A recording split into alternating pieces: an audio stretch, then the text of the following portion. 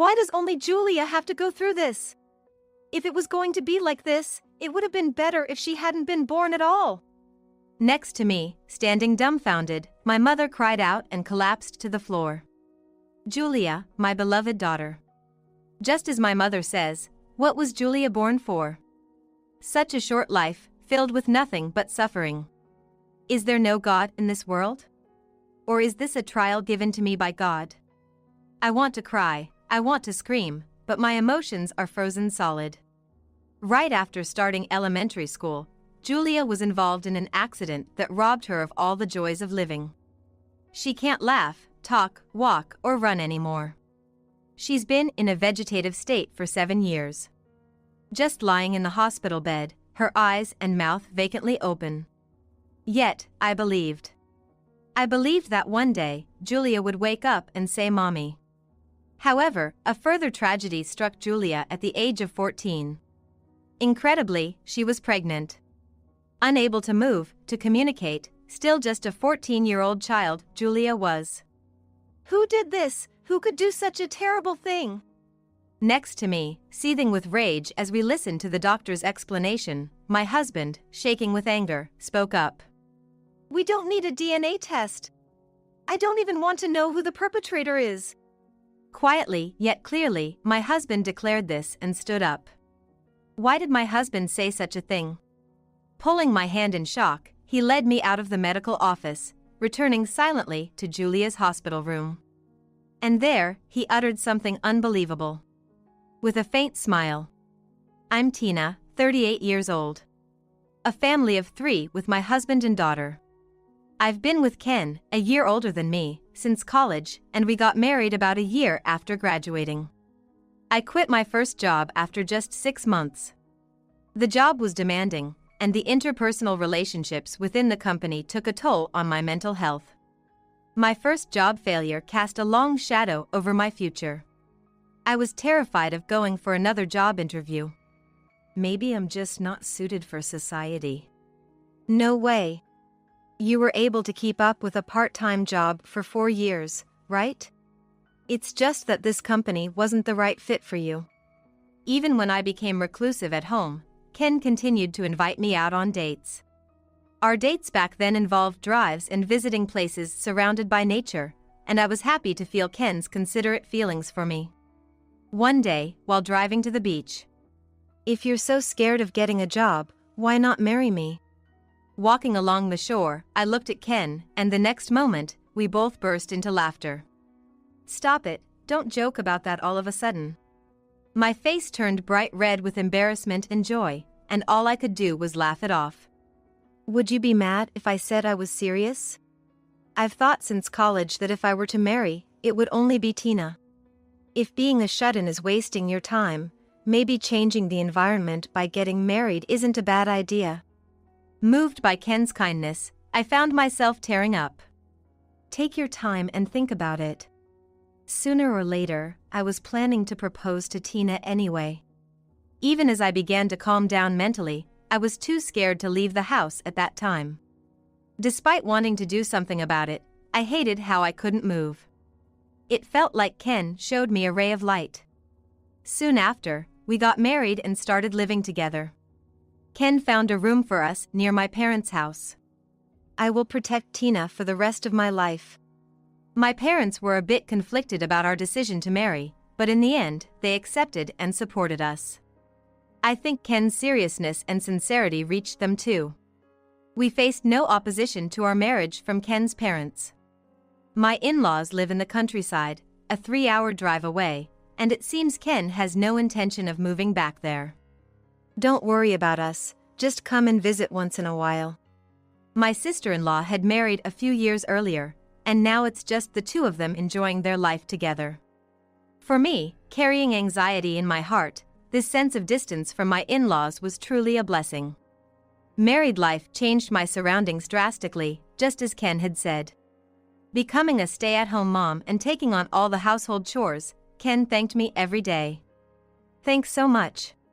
Tina's such a great cook, I just can't help but overeat. Really?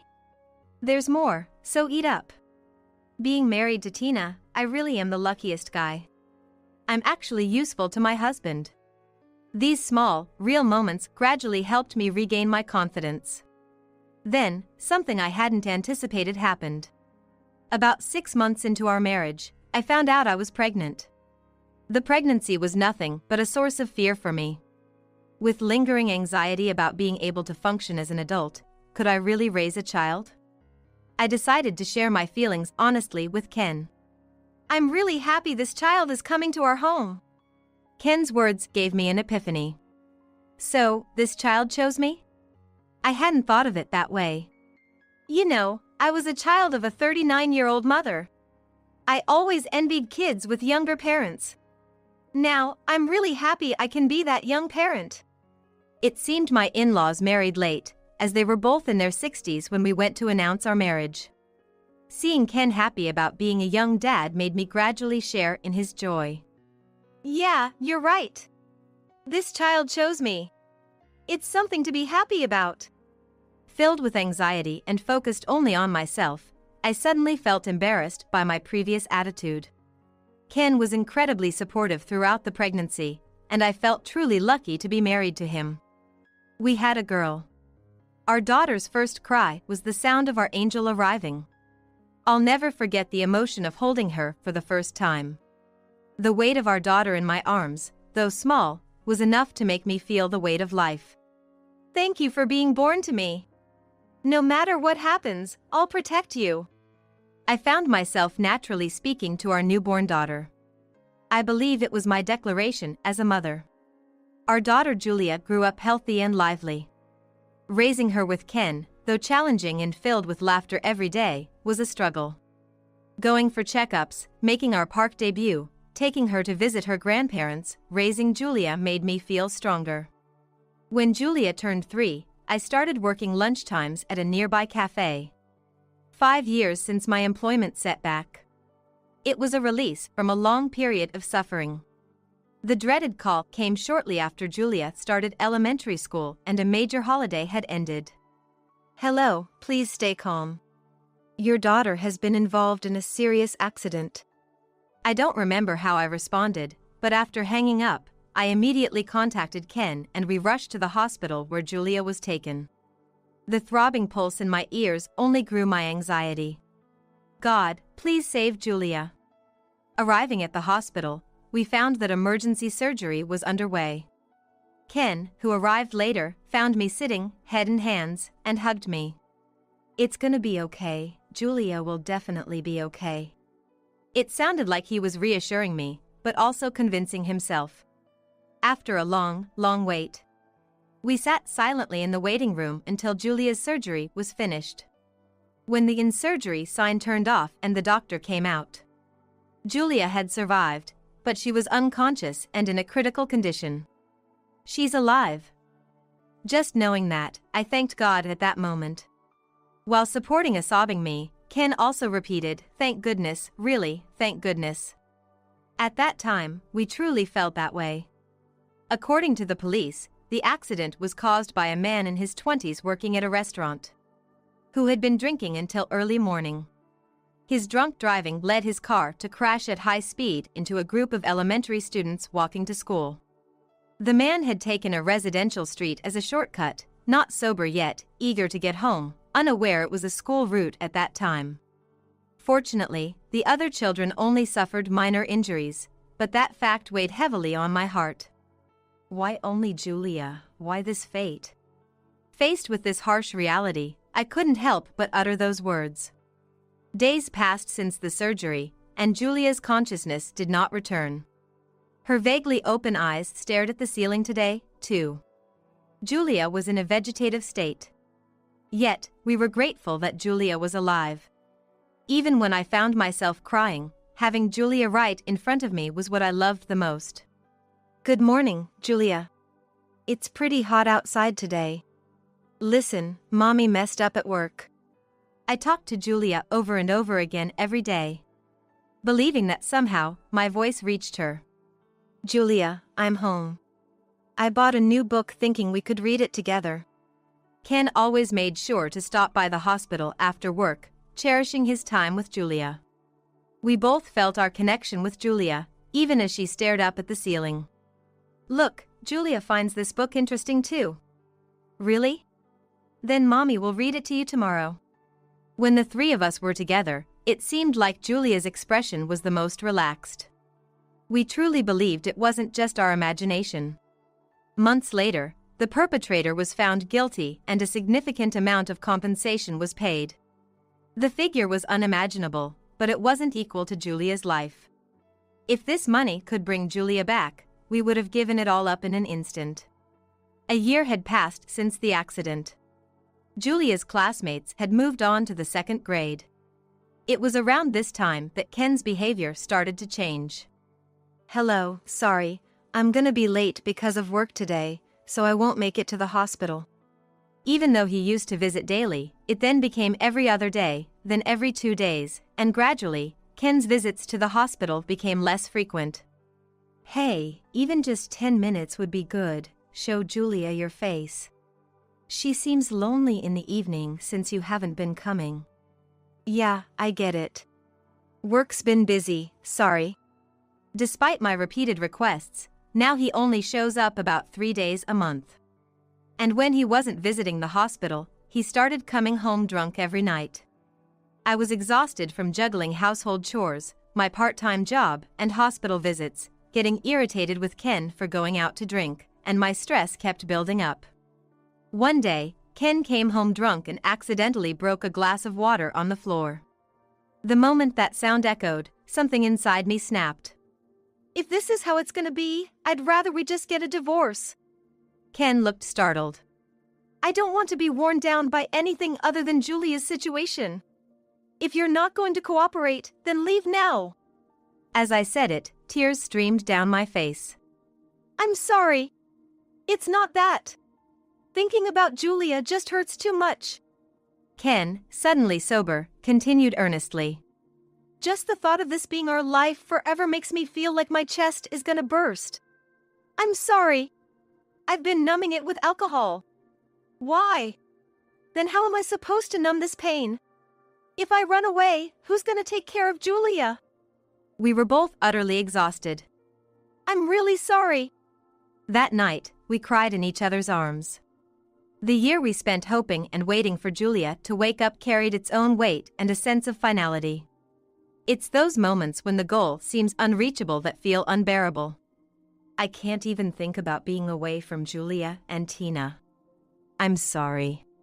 I'll do better, both as a father and a husband.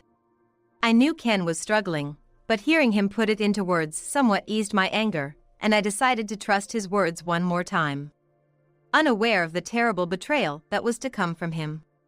For years after the accident, Julia turned 11. That year, we received a rare call from Ken's parents.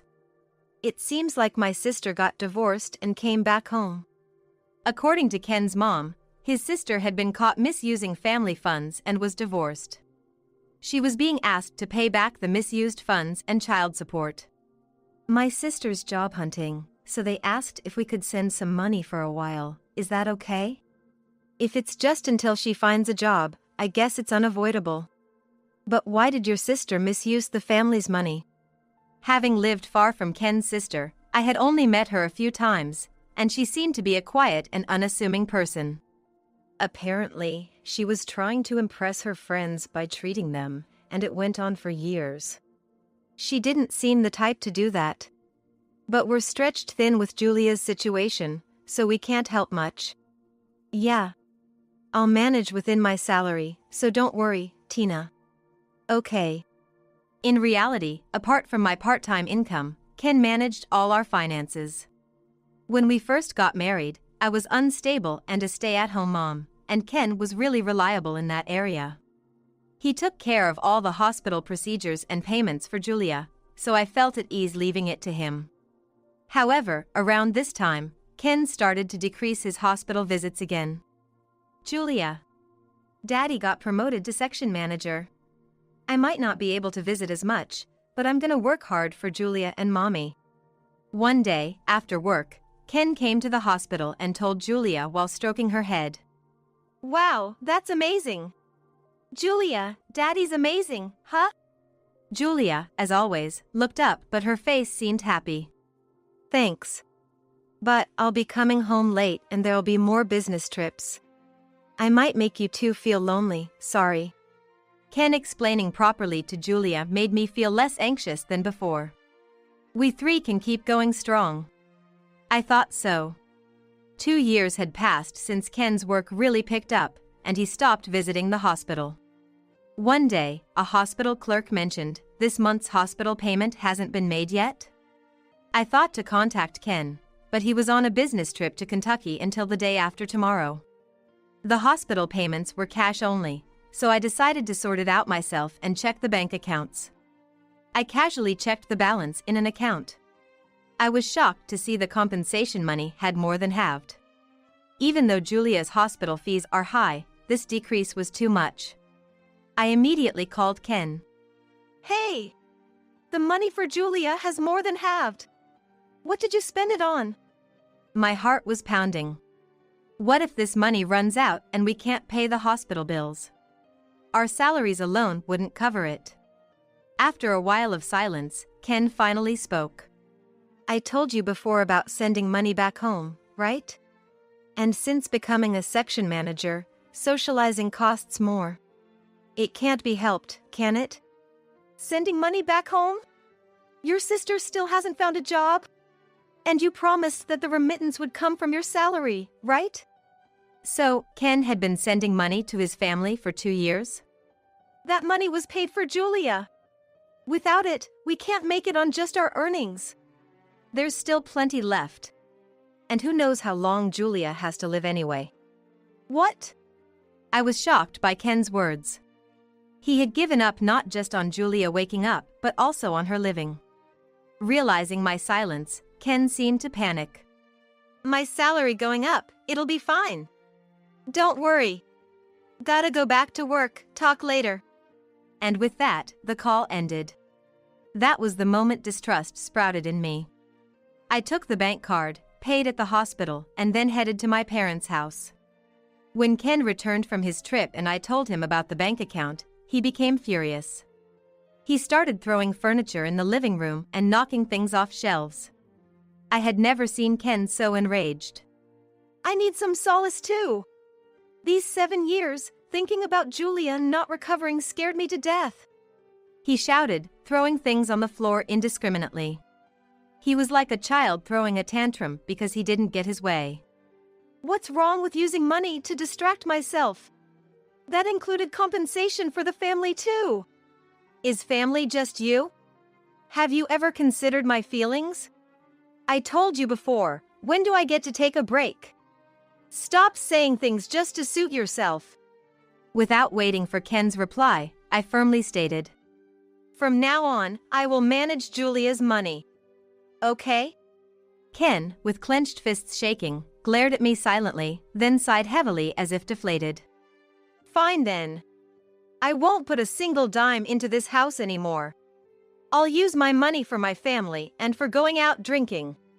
So don't you complain. With those words, Ken stormed out of the house. From that day, he truly didn't return home.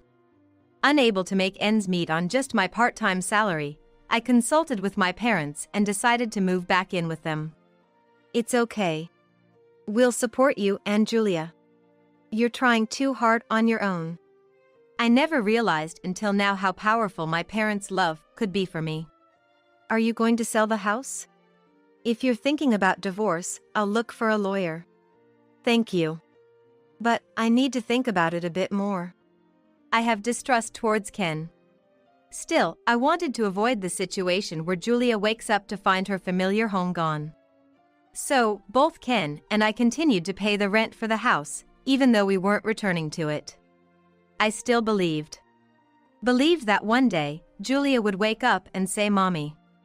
Believed that Ken would return to being the kind, loving father Julia remembered. 7 years have passed since the accident. Julia had turned 14. Even without consciousness, her body kept growing. Her small body from when she was in first grade had limbs that had lengthened, and she was beginning to take on a womanly figure. Hey Julia, if things were normal, you'd be wearing a school uniform by now. Maybe you'd have your first crush? As I spoke to Julia, I found myself unable to stop the tears. Half a year has passed. Ken hadn't visited Julia even once. Where had the kind husband who adored Julia gone? I felt like I was being crushed by an endless anxiety. One day, after finishing my part-time job and heading to the hospital, I noticed something odd when I lifted the hem of Julia's pajamas to wipe her body. Julia's lower abdomen seemed slightly protruded. Given that Julia received nutrition through a tube in her stomach, lifting her pajamas usually highlighted her thinness. The bulge in her lower abdomen stood out oddly against her slender frame. Could it be an illness? Worried, I immediately called for a nurse. After explaining the situation, the nurse quickly brought in the attending physician, but the examination's result was unimaginable. I immediately called Ken. Please, come to the hospital quickly. What's happened to Julia? Julia is pregnant. There's a baby in her belly. Unable to hold back my sobs, Ken softly said, "Understood. I'll be there as soon as I can." For Julia's sake, Ken would still come rushing. Despite everything, he was still her father. Feeling somewhat calmed by this thought, we waited for Ken to arrive at the hospital to hear the doctor's explanation. Is my daughter really pregnant? Yes, there's no mistake. The doctor said, showing us the ultrasound image which clearly displayed something resembling a fetus. Considering your daughter's condition, delivery would be difficult. The doctor informed us with a grave expression. I felt as if everything went dark before my eyes. Who did this? Who could do such a terrible thing? Even as I covered my eyes with my hands, tears of anger and sadness kept flowing. My daughter can't move or communicate. She couldn't have consented to this. You know this better than anyone, right? The doctor remained silent, unable to respond. Feeling reassured by Ken's assertive manner, I was grateful he was beside me. It's unthinkable, but she must have been raped. This happened inside the hospital, didn't it? You can't say this has nothing to do with you. How does the hospital plan to take responsibility for this? Though I thought I could only cry, anger surged within me at Ken's mention of rape. Why does only Julia have to suffer through this? I can't forgive the perpetrator. Please, do DNA testing, anything, to find the person responsible. As I pleaded through tears, Ken gently seated me and said, Of course, we will report this to the police. Is that okay with you? Certainly. We will report this to our superiors and consider our next steps, the doctor said, offering a standard apology. After the conversation, I was stunned, but I could feel Ken's fists trembling with rage beside me. Make sure the hospital shows some sincerity. And, glaring at the doctor, Ken unexpectedly said, We don't need a DNA test. I don't want to know who the perpetrator is. Quietly but firmly, Ken declared this and stood up. We left the medical office in silence and returned to Julia's hospital room. Feeling reassured by Ken's presence, yet his last words left me deeply troubled. As soon as we closed the door to the hospital room, Ken said something unbelievable. We'll be getting more money now. What? See, the compensation money was running low, right? This should ease your worries. Ken had a faint smile on his lips. You're managing the bank account, right? So, I'll manage the money that comes in from the hospital this time. It's only fair. I couldn't understand what he was talking about. What are you saying? Did you not hear the explanation earlier? Julia might die. And you're talking about money now? It's okay. Julia's grown so much, she'll surely withstand the surgery. Ken hasn't seen Julia's body in years. Julia, surviving on the bare minimum nutrition, doesn't have the strength for it. And what about your words earlier? You're okay if the perpetrator isn't caught? Julia was subjected to something terrible. Then, Ken's face contorted for a moment. I don't want to know. If I see that guy's face, I might lose it. I can't take any more bad feelings. It's too much to bear. Not wanting to deal with bad feelings? Unable to bear it? Julia is the one actually experiencing it right now. She's being told to endure because you can't? Unforgivable. Just as I was about to confront him, Ken's phone rang. Hello. Oh, wait a sec. Ken whispered to me, it's from work, and left the room. I instinctively thought it was a woman. The moment he put the phone to his ear, I could see his lips relax. I could hear Ken's voice in the hallway. Yeah, it's okay. How about going to the spa next time? Looks like we'll be getting some money. Yeah, I'll come home early today. Ken was having an affair. I was sure of it. The compensation money had diminished because he was spending it on that woman, or planning to. If that was true, it was unforgivable. Sorry, gotta go back to work now. Ken said, then left the hospital room without even looking at Julia. I stepped out of the room too and immediately called my dad. On the day of the surgery, my parents came to the hospital to encourage Julia with "You can do it." Ken was there too, but only exchanged a few words with my parents. Ken, sitting with his head down, looked sad, as if praying for the surgery to go well, but I couldn't trust his appearance anymore. The day before, I had a long talk with Julia. How happy I was when she was born, how much I loved her, how her smile always saved me, and how grateful I was that she chose me as her mom. Julia, I'm so sorry for making you go through so much pain. I promised to protect you, and I really am sorry. I will never forgive the people who hurt you. The surgery was successful, but Julia's strength did not last. Even after the surgery, Ken did not come to see Julia. He was running away. Unable to face reality, probably what he would say. Less than a month later, surrounded by me and my parents, Julia passed away. Why does only Julia have to go through this? It would have been better if she hadn't been born at all. Next to me, standing dumbfounded, my mother cried out and collapsed to the floor. Just as my mother says, what was Julia born for? Such a short life, filled with nothing but suffering. Is there no God in this world? Or is this a trial given to me by God? I wanted to cry, I wanted to scream, but my emotions were frozen solid. A few days after Julia's funeral, the investigation, based on the DNA from the aborted fetus, progressed, and the perpetrator was caught. It was a male nurse working at the hospital. I was so angry, so furious, that for the first time, I screamed and cried loudly. I wanted to tear him apart with my own hands. Maybe my feeling of atonement for not being able to protect Julia was too strong.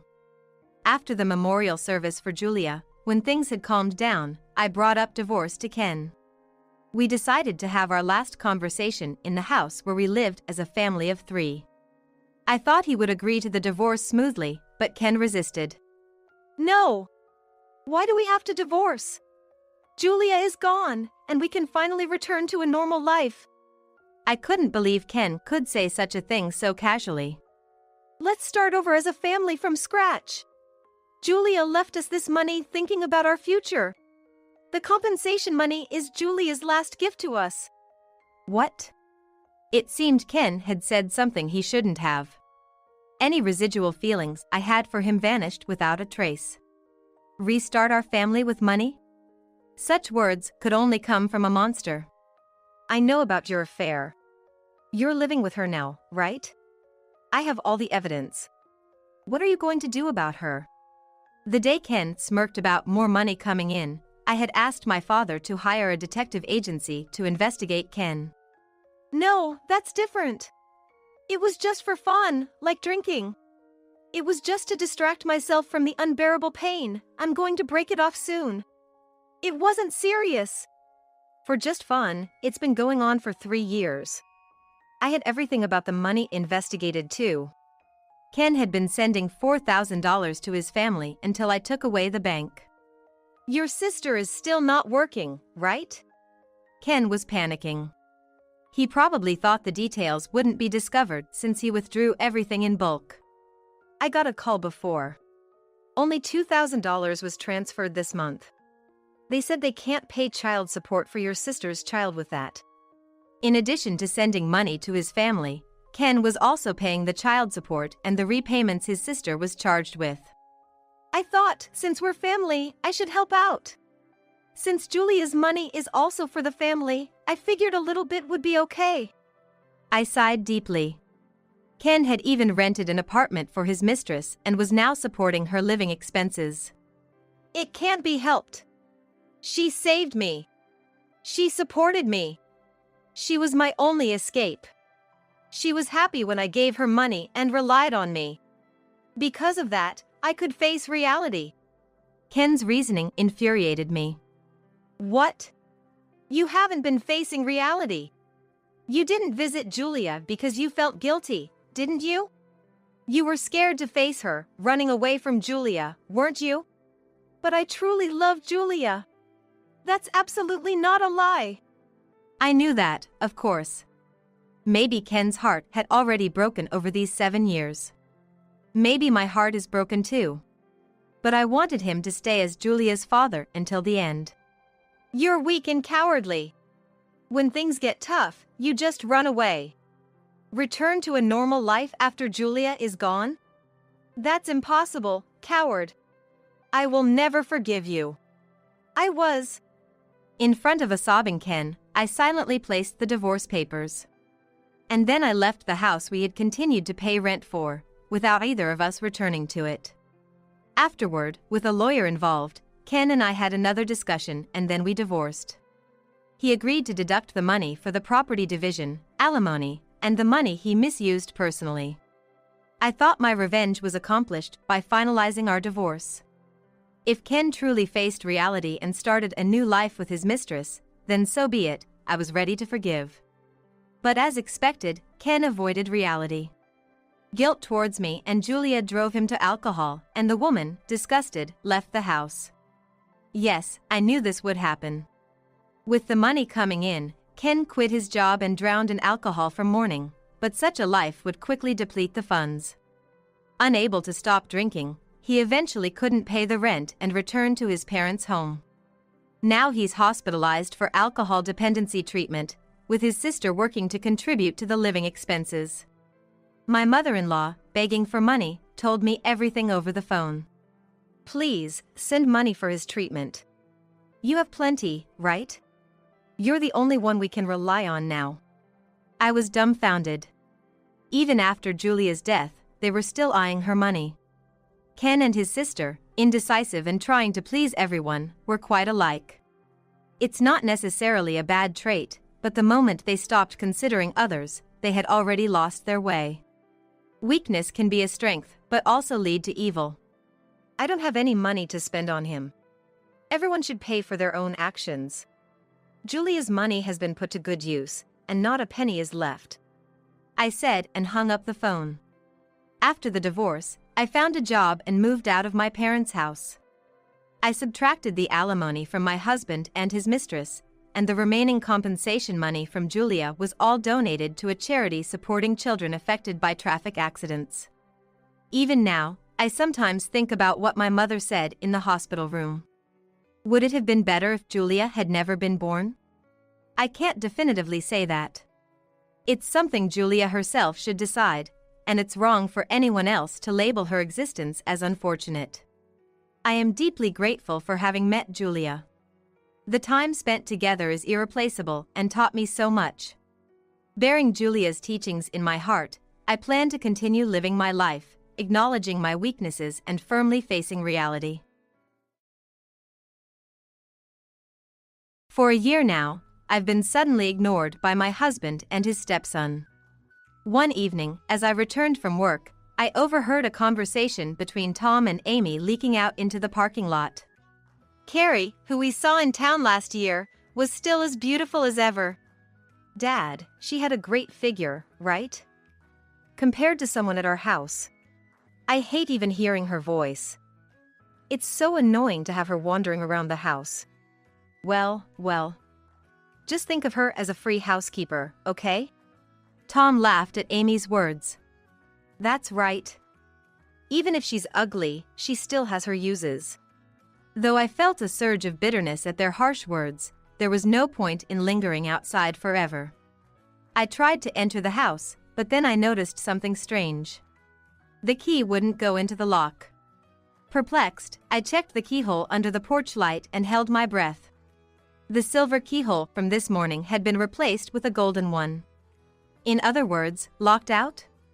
As soon as I understood that, an intense anger I had never felt before surged up from the depths of my stomach. Ignoring me wasn't enough, now this? If they want me gone that badly, then I'll leave. No matter what happens later, don't come crying to me. I am Naomi, a 53-year-old housewife. I met my husband Tom 15 years ago at work. Back then, in my early 40s, I had given up on marriage, but as we worked together, I began to notice him as a man. One day, he confessed, "I like you. Would you date me with marriage in mind?" As our relationship progressed, I learned that he was divorced due to his ex-wife's infidelity and was raising a 9-year-old daughter named Amy. We deepened our bond by going to movies and amusement parks with his daughter, and a year later, we got married. I wondered if the strong bond between us and his daughter would help us navigate the challenges ahead. Initially, I was filled with such uncertainties. Since I worked full-time, I had evening shifts on weekdays. So, on weekends, I made sweets with Amy, helped with her homework, and took her shopping for clothes, striving to maintain a relationship like that of a real mother and daughter. I also made sure to spend quality time with Tom, going on dates for our anniversary and exchanging gifts on each other's birthdays. Initially, we got along well. But as Amy approached her teenage years, things began to look uncertain. The catalyst was a casual remark from Amy. "You know, you look kinda old." On the evening of the day we had a class observation, while eating pasta, Tom casually remarked, "Oh yeah, definitely. Most of your classmates' moms are roughly over 40, but they're beautiful." Tom responded with a smirk. Seeing his lewd grin, I furrowed my brows. Does Tom always assess other moms like that? What's with that? Jealous? But it's the truth, isn't it? Tom retorted sharply. Is it okay to say anything as long as it's true? Only toddlers are forgiven for saying everything they think. Some of them are dance instructors and beauticians, right? People in professions seen by others tend to look good. Hey Naomi, excuses from someone who doesn't make an effort are unsightly. Yeah, and lose another 10 pounds before you say anything. I was fed up with their arrogant remarks. I have an average body type. Yet according to Tom, I'm fat. I recently learned that Tom's ideal type is quite biased. Long straight hair, fair skin, distinct big eyes, very slim to the point of being too thin. And he criticizes women he sees on TV or in magazines one by one. That one's a supermodel, she needs to lose more weight. Oh, her, she gained weight around her hips after having a child. She looks past her prime. There he goes again. So, you are just your typical middle-aged dad with a bit of a belly. When I point it out, I get hit with incomprehensible logic like, men have it easy. Growing up watching a father like that, it's no wonder Amy prioritizes appearances. I heard from Amy that his mother used to be a model for mail-order magazines, and in the magazine she showed me once, there were slender beauties. Resembling his mother, Amy is also a slender beauty, and his friends consistently choose girls with slightly inferior looks. From Amy's perspective, being average-sized and average-looking like me, I must be nothing special. Dad, why did you marry Naomi? You choose a spouse based on personality. Ah, come on, shouldn't you consider looks a bit too? As I cleared away the dishes while the father-son duo criticized my appearance over the meal I prepared, I couldn't help but feel fed up. Despite both of us working, Tom never helps with household chores at all. When we got married, he said, "You can keep working as you have been," which made me happy, thinking he was an understanding husband. But as it turned out, he left everything to me as if it were none of his concern. Thanks to that, I find myself working tirelessly from early morning to late at night without any rest. After Amy graduated from school, we stopped going out together as a family, but with meal preparation and cleaning, the weekends fly by in the blink of an eye. Although I sometimes wish to watch TV or read a book, I don't even have time to sit down during the day. On the other hand, Tom and Amy crack open beers during the day, laughing uproariously while watching comedy shows. Hey, you two. Can you vacuum the living room and the Japanese-style room after the show ends? I asked during a commercial break, and both of them responded with a look of annoyance. Can't you see? We're busy. Dad, didn't you ask her to marry you so she could keep working? Then you should do your part. Yeah, housework is a housewife's job. If you're home all day, you should be able to do it. I usually back down at this point, but this time, I persisted with a gentle voice. Amy, you're 23, right? Shouldn't you start learning household chores to prepare for living on your own? In response, Amy glared at me with a scowl. Shut up, just leave me alone. Do you want to kick me out? Huh? I get it, you're jealous because Dad and I get along so well. You're such an idiot. Amy then wrapped her slender arm around Tom's chubby arm, spreading a malicious grin. Too bad. I'll always be in this house. I'll make you do all the housework even if you become a hunchbacked old hag. You'll continue preparing meals and doing laundry for Dad and me. That's right. Amy doesn't need to become a bride. She can just stay in this house. Tom breathed out a boozy breath, his face flushed as he frolicked around. But Naomi, she really has no redeeming qualities. Her face is ugly, her figure is terrible. Lately, she hasn't been going out much, but before, it was embarrassing to be seen with her. What a wife, huh? You shouldn't say that, Dad. As laughter erupted from both of them, I bit my lip and resumed peeling carrots. Unable to contain them, tears welled up and began to fall onto the marble-patterned countertop. A cute girl and a kind man who loves children. I was so happy to become a family with them, but now. I knew that remarriage with someone who has children would be difficult, but I never imagined it would be like this. For Amy, I'm just the woman trying to steal Dad away, so I can understand her attitude to some extent. But what's strange is that instead of reprimanding her, her father Tom willingly joins in mocking me. I thought maybe once Amy got past her rebellious phase, she might change her attitude towards me. So, I endured it for over 10 years, hoping things would improve. But now that Amy is 23, things have only gotten worse. And then, an incident occurred that I couldn't tolerate any longer. Even though we stopped celebrating, I always remembered our wedding anniversary. Every year, I marked it on the calendar, prepared a slightly extravagant menu, and quietly celebrated in my heart. Last year's anniversary menu was roast beef, fruit salad, and corn soup. This meat is delicious, isn't it? It has cheese in it. You know it's all about the meat. Any more servings? We've got plenty. Eat as much as you want. I remember vividly because it was unusual for them to give such a positive assessment. And then, the next day, they started ignoring me out of the blue. I have no idea why. When I tried talking to them as usual, for some reason, both Tom and Amy avoided making eye contact with me and quickly left the room. Maybe they didn't hear me? Or perhaps they're in a bad mood and don't want to talk to me? At first, I thought that way and kept trying to engage them in conversation. Good morning. It's clear skies now, but it's supposed to rain this evening. Don't forget your umbrella. Tom slurped his coffee without even lifting his head. Then Amy appeared and joined us at the table. Morning, Dad. Morning. Oh, you added pink highlights? Looks cute. Tom touched Amy's long hair with his fingers and squinted his eyes. Yeah, thanks. It's weird, though. It's sunny now, but they say it'll rain this evening. Guess we'll have to bring umbrellas then. Another day. I'm back.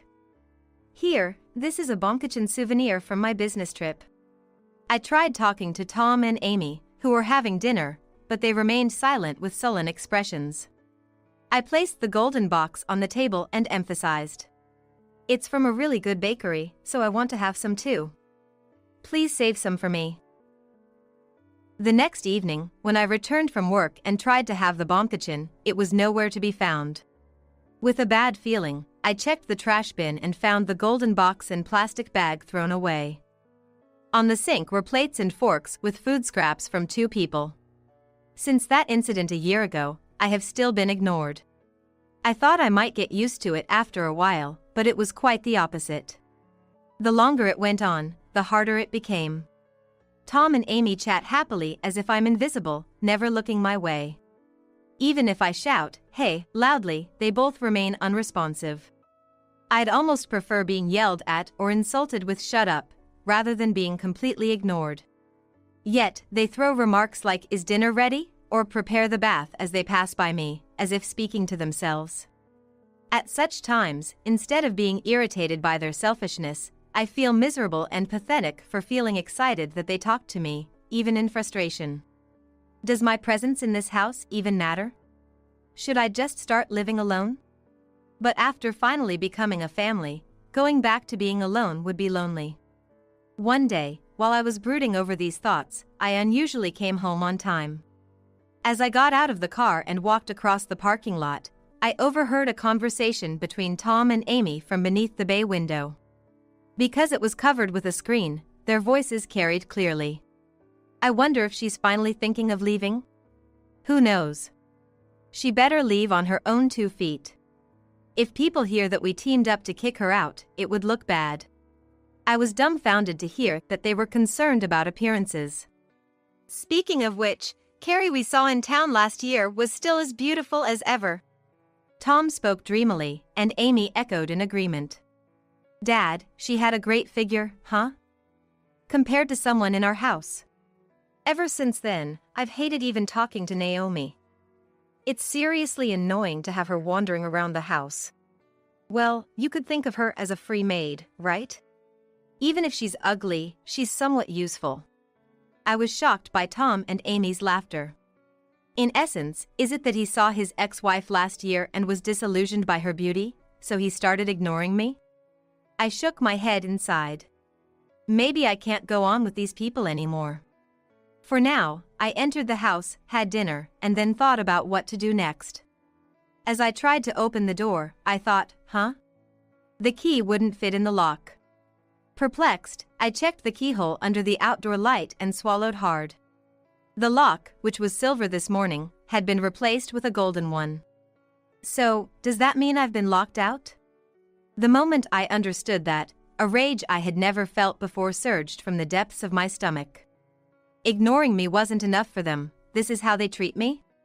Unbelievable. If they want me out so badly, then fine, I'll leave. No matter what happens later, don't come crying to me. I returned to the car and started the engine again. It had been a week since I was locked out of the house, and I turned off my cell phone and left it untouched. I could imagine that I would receive countless calls and messages from Tom and Amy. I was completely fine with using my work phone for everything, so being locked out didn't bother me at all. I had my credit cards, a mobile battery pack, and my work laptop with me, so I bought necessities like underwear and clothes and ate at nearby cafes and restaurants, enjoying a comfortable hotel life. A week later, on my day off, I decided to turn on my personal phone out of curiosity, and I was bombarded with an incredible number of missed calls and messages. 90% were from Amy, and 10% were from Tom. I could guess the content, so I was about to turn off the phone again and leave it when I received another call from Amy. Reluctantly, I answered. "Oh, finally! Where have you been? It's so rude to suddenly disappear like that. Where are you?" "If you don't have anything important to say." "Wait, it's not. Naomi, please come back home." I replied sharply to Amy's urgent tone. "No way. You probably just want me to come back to clean up the mess at home, right? Why don't you tidy up with your beloved dad? He doesn't properly separate the garbage. He throws batteries with the burnable trash. He's always been like that. I don't want to ruin my precious day off. Bye." "I'm sorry.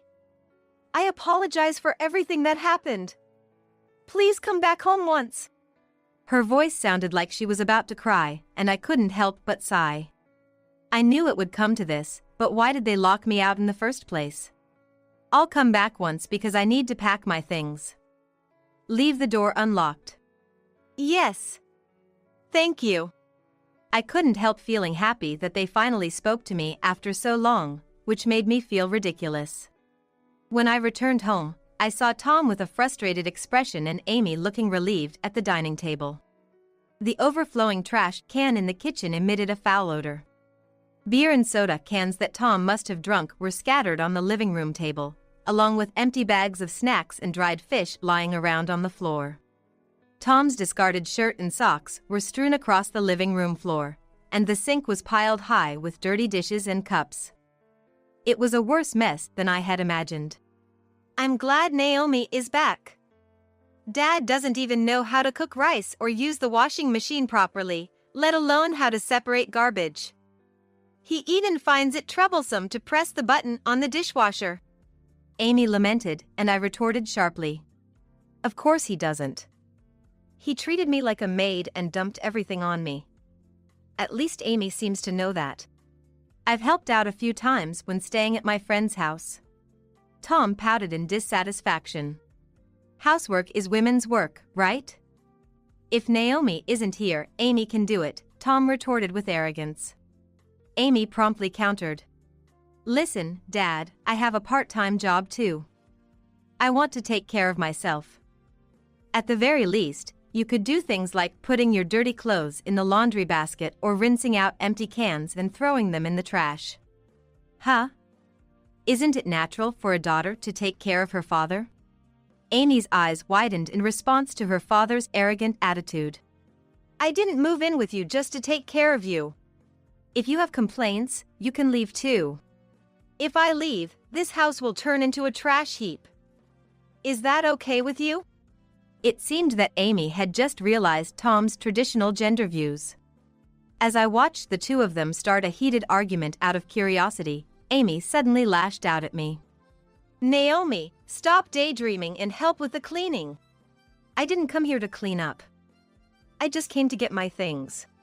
What? I'm not so naive as to come back after being kicked out once. I was just kidding. Ignoring Amy's flustered state, I went to the bedroom. I packed my clothes, makeup and other belongings into my bag, and organized the rest of my stuff so that they could easily be transported by the moving company. Then, I left the house. It seemed that Amy had given up on making me help with the cleaning. For a while after that, my private phone remained quiet. I was busy with work and other procedures, so I lived in a monthly apartment for the time being and spent my weekends traveling here and there. It wasn't until about 3 months later that I received a perplexed call from Tom. Hey, what the hell is going on? Explain yourself. As soon as I picked up the phone, he started yelling in his usual commanding tone. For a moment, I considered just hanging up, but I wanted to see how he would react next, so I continued the conversation. What's up? Don't play dumb. A lawyer came by, demanding that we vacate the premises in a month. When the hell did you sell this house? Oh, about that. Do you think you can just go ahead and sell Dad's house without permission? I'll sue you. I couldn't help but laugh at Amy yelling on the other end of the line. I can do whatever I want with my own house. What? Forgot, huh? A few years ago, when I got promoted and my income increased significantly, Dad transferred the ownership of that house to me. Did he, Dad? Oh, now that you mention it. I was utterly dismayed by how they had completely forgotten such an important detail. Wait a minute, that's not what I heard. On the other end of the phone, Amy is complaining to Tom. She's on a low salary, half of my income is mine. So I'm the one feeding her. She always said that, right? Did she? It seems like another parent-child argument is about to erupt. Anyway, tell her to stop selling the house. Got it. In a panicked tone, he ordered before the call ended. By now, the two of them are probably arguing. I had a hunch that Tom was exaggerating his income to Amy, but hearing him say, "I'm the one feeding her," made me laugh. Even though I was the one paying most of the mortgage and living expenses. From the next day onwards, messages and calls demanding things like, "Prepare a luxury apartment for us to move into next," "Bad things will happen if you sell the house," and "Forgive us and come back soon," kept coming, but I ignored them and proceeded with the sale procedures. Some time later, when I went to check on the house, instead of being tidied up, it had become even more of a mess. "Hey, we're handing over the keys in 2 weeks. Is this condition okay? Have you arranged a new place to live?" Concerned, I asked, and Tom and Amy snapped back. "Shut up. If you're so worried, then you clean up." "Yeah, that's right. Couldn't hurt for you to help a bit, we're family." Who was the one who ignored and eventually locked out the family for a year? It's amazing how they can forget their own actions and still have the audacity to speak so freely. "Got it, I'll arrange it then." Since I got their consent, there's no need to hold back. I called a cleanup company and asked them to take away the garbage from the house. They're people who can't clean up after themselves. With the handover date approaching, I'm worried. "Don't worry, leave it to us." Thanks to the capable company, the house seemed to have been tidied up. I received a notification from the real estate agent that the two of them had moved to a 60-year-old wooden apartment, and I breathed a sigh of relief. Now that the house was sold, all that was left was to get divorced and receive compensation. However, it's obvious that there will be arguments with Tom. To deliver the final blow, I prepared in advance and invited Tom and Amy to the new apartment. "Wow, what a beautiful room. While we're living in a rundown 2DK apartment, you're living the high life." Right after we met, Amy started throwing sarcastic remarks at me, but I ignored them. Even though I've been working hard every day, being ignored and treated like a maid by them. I don't deserve any complaints just because I bought a nice apartment as a reward for myself. "Hey, when are you coming back?" "Amy's cooking sucks, you should prepare the meals." Tom makes a tactless remark while having our daughter cook. "Come on, Dad, it's tough enough to plan the menu and do the shopping. If you have a problem, cook it yourself." "What did you say?"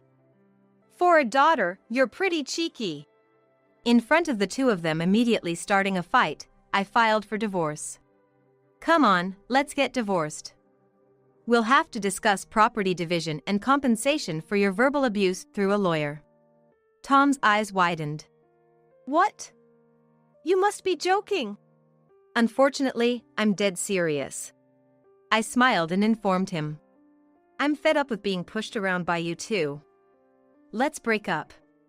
If you want a maid, hire one with your own money." "That's not gonna happen. I'm not signing any divorce papers." Crossing his arms, Tom reclined on the sofa, and I said in a cold voice, "Well, you can write it even with your eyes closed, can't you? It's the 4th time after all." Tom's expression froze. Seated next to him, Amy stared at Tom with wide eyes, almost overflowing. "It's only the 2nd time. Can't you count, can you? The first wife, she got tired of your arrogance and left, leaving baby Yuri behind. The second one disappeared within less than a year, too." I recounted the facts I learned from the private investigator's surveillance. "You, who seem friendly and kind, were quite popular at the marriage consultation agency, right? You met model Carrie at the cafe and portrayed yourself as a charming father struggling with a baby, which led to marriage. However, after marriage, Carrie-san discovered your true nature. She got tired of it, especially after your infidelity. It turns out he had been paying Carrie a lump sum for the infidelity.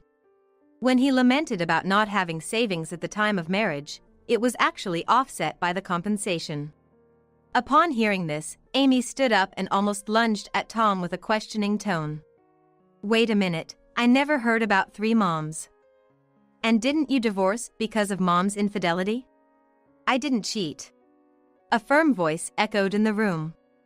Amy and Tom, upon seeing the person behind the voice, were astounded. It was Carrie, standing at the door. "What? Mom? Why are you here? Because Naomi called me. She said she needed help dealing with the arrogant Tom and cheeky Amy.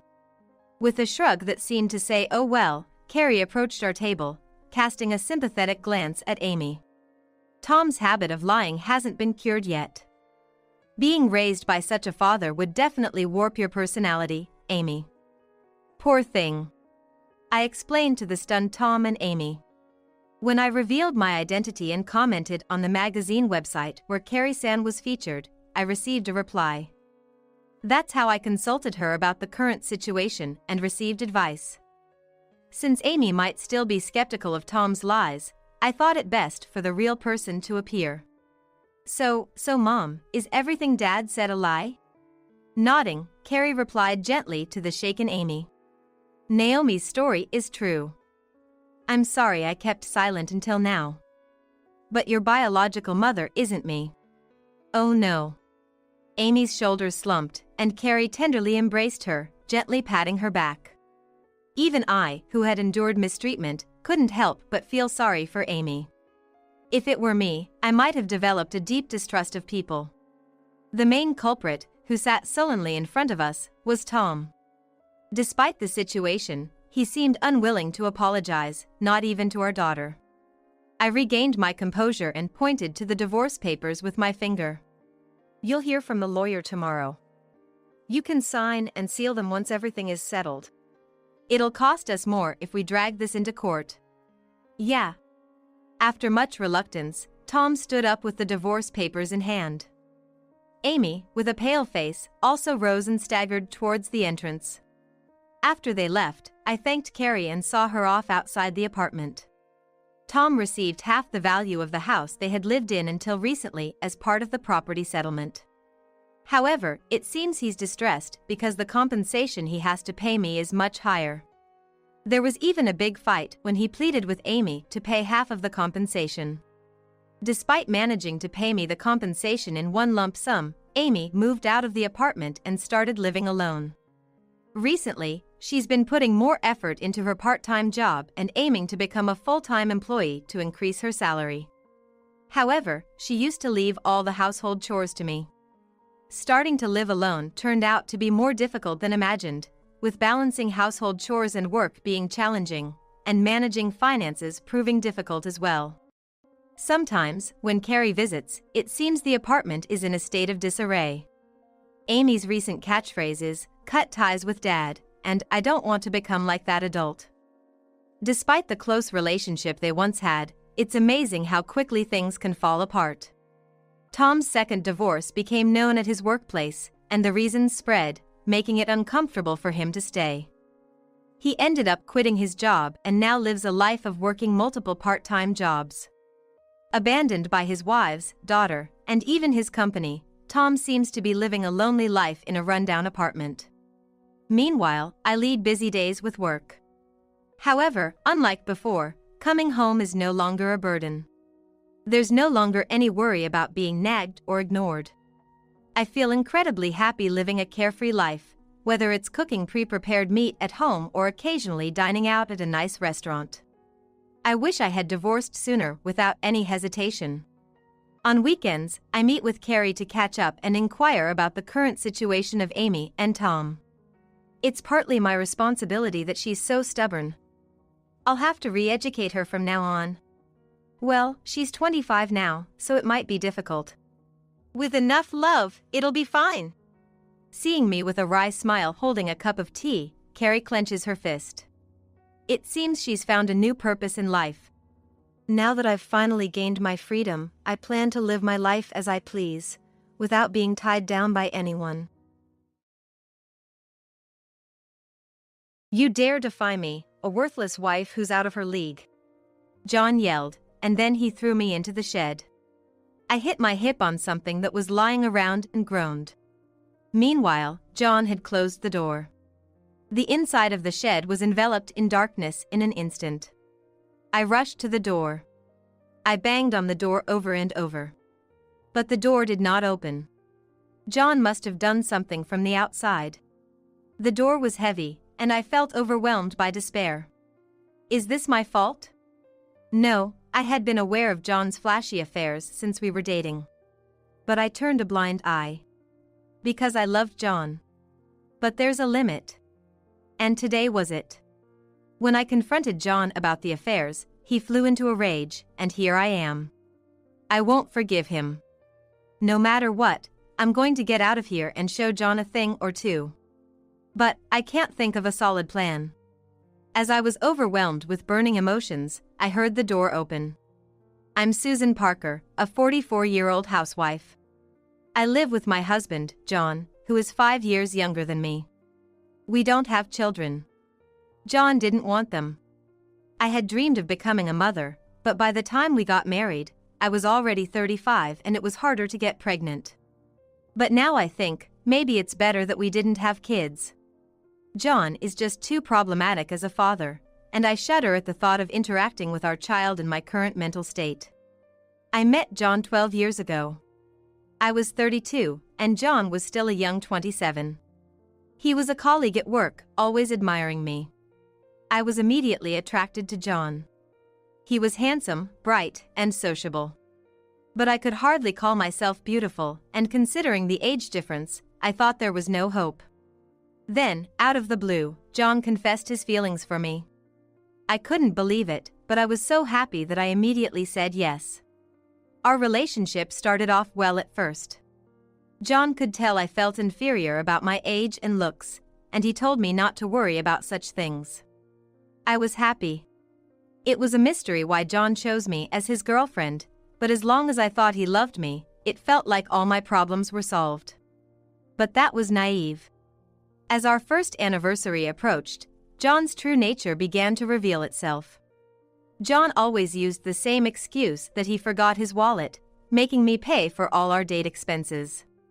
We used to split the bill, so this was not only financially painful but also made me see John as dishonest for always using the same reason not to pay. Once, I tried saying I had forgotten my wallet before John could. This was right after we met up. John immediately said, "Go get it. Your house is close, right?" "Close? I came here by train. It's impossible." He just nodded indifferently, then turned his back on me. "John, if you don't have money, we can't go on a date. Let's call it a day." With a casual wave, John disappeared into the crowd. I could only stand there in shock, watching him leave. I began to feel uneasy about my relationship with John. I wondered if I could ever be happy with him. Even so, I couldn't leave John. I've only ever been in relationships with 2 men, including John. The first was during my student days, and we broke up before even half a year had passed. He found another girl. As for John, he's quite popular with the women at work. He knows it too and skillfully delegates his tasks to them. He hasn't done that to me yet, but who knows when he might change his mind. I became more and more timid. Even more, I became dependent on John. John would smile at me. He would speak sweet words. I deluded myself into thinking this was a privilege only for me, just to get through the days. But John never understood these desperate thoughts of mine. One day at work, I overheard John talking with another male colleague. "Susan? Yeah, I'm dating her. For now, she's the best option. She's older, but she pays for dates and sometimes gives me things like watches. I think she'd be good for marriage. The other 2 are too extravagant with money, so they're out of the question." 3 women. John was dating 2 other women besides me. Secretly, I hired a detective. I wanted to prove that what I had heard was a misunderstanding. But reality was cruel. John's other girlfriends were one from our office and another from a client company. In the end, after much contemplation, I decided to overlook John's extensive dating history. John chose me as his marriage partner. Perhaps because I catered to him and never complained about his whims. I believed that once we got married, John's bad habits would disappear. However, after the marriage, he started to be away from home even more blatantly. Upon investigation, I always found that John dated only women in their early to mid-30s. He must find it irresistibly attractive to be economically dependent on and to have women cater to his needs due to their insecurities. John had a girlfriend named Emily Turner. When Emily found out she was being deceived, she came to apologize to me first. "I'm really sorry. John said he was single." "It's okay. We're both victims," I said quietly. Emily is 35. The age I was when I got married. She has been dating John for 2 years. For a woman, that's a significant amount of time wasted on John. She was seriously considering marriage with him, which made it all the more pitiful. Emily promised to break up with John. I promised Emily that I would be there for her if she needed me. That day, John was fidgety. He was going on a trip to Hawaii for 3 days and 2 nights starting tomorrow. After he finished packing, John tried to head back to his room early. I was cleaning up after dinner when I suddenly spoke up. I talked to Emily. "Huh?" John feigned ignorance as if asking who that was. He seemed determined to act as if he knew nothing. I spread out the documents I received from the detective on the table. "I've known all along, John, that you've been dating a bunch of women." "Susan, what are you doing?" John lost his temper. "Yeah, just like you found out. But what's wrong with that? I gave these women a nice dream. It's only natural that I get something in return." Emily was hurt. I shouldn't join him in his anger. I kept my cool. "She believed you were going to marry her. So, what? Are you gonna divorce me, Susan? Then maybe I'd consider it." "No, never mind. She's not attentive enough, and there are better options out there." "John." I was shocked. Honestly, I had expected John to blow up. But the fact that he could casually talk about divorce and weigh Emily as if amused by the situation was shocking. "Well, whatever the case, Susan, you knew what was coming for defying me, right?" "Huh?" I was confused. John was the one doing wrong. Yet, he acted as if I was the one who had broken the rules. He grabbed my arm, forced me to stand, and led me out from the porch to the yard. What stood there was a storage shed. I wondered what was going on as he stopped in front of the shed. Then he threw me inside. "This is what you get for defying me, a worthless wife," John shouted as he threw me into the shed. I hit my hip on something inside and groaned. "John, this has to be a joke." As I turned to say this, John had already closed the door. I was stunned and rushed to the door. It wouldn't open. John must have done something from the outside. Reflect on this. "I'm going out." "Wait. John, wait, you can't leave me locked up here." This was no time for reflection. I would get thirsty and hungry. If I can't get out, I'll wither away. And John was leaving for a trip tomorrow. What would become of me if left alone for 3 days? I thought he might let me out soon. But John's footsteps fade away, and the yard fell silent. The shed had no windows. With the door closed, the inside was pitch black. A sense of vulnerability was creeping up from my feet. Did I really do something so bad? I knew about John's pettiness. But I never thought it would go this far. Does John even care what happens to me? Maybe he really will leave me locked up here and go on his trip. That's when it happened. "Susan?" A timid voice came through. I was startled. The door opened. There stood Emily, John's ex-girlfriend. Emily said she came to see me. She rang the doorbell but got no response, and since the backyard was noisy, she came to check. "I saw John locking you up, hiding. It was terrible." "It's okay. I knew what kind of man he was and still chose to be with him, so this is my own doing," I told myself.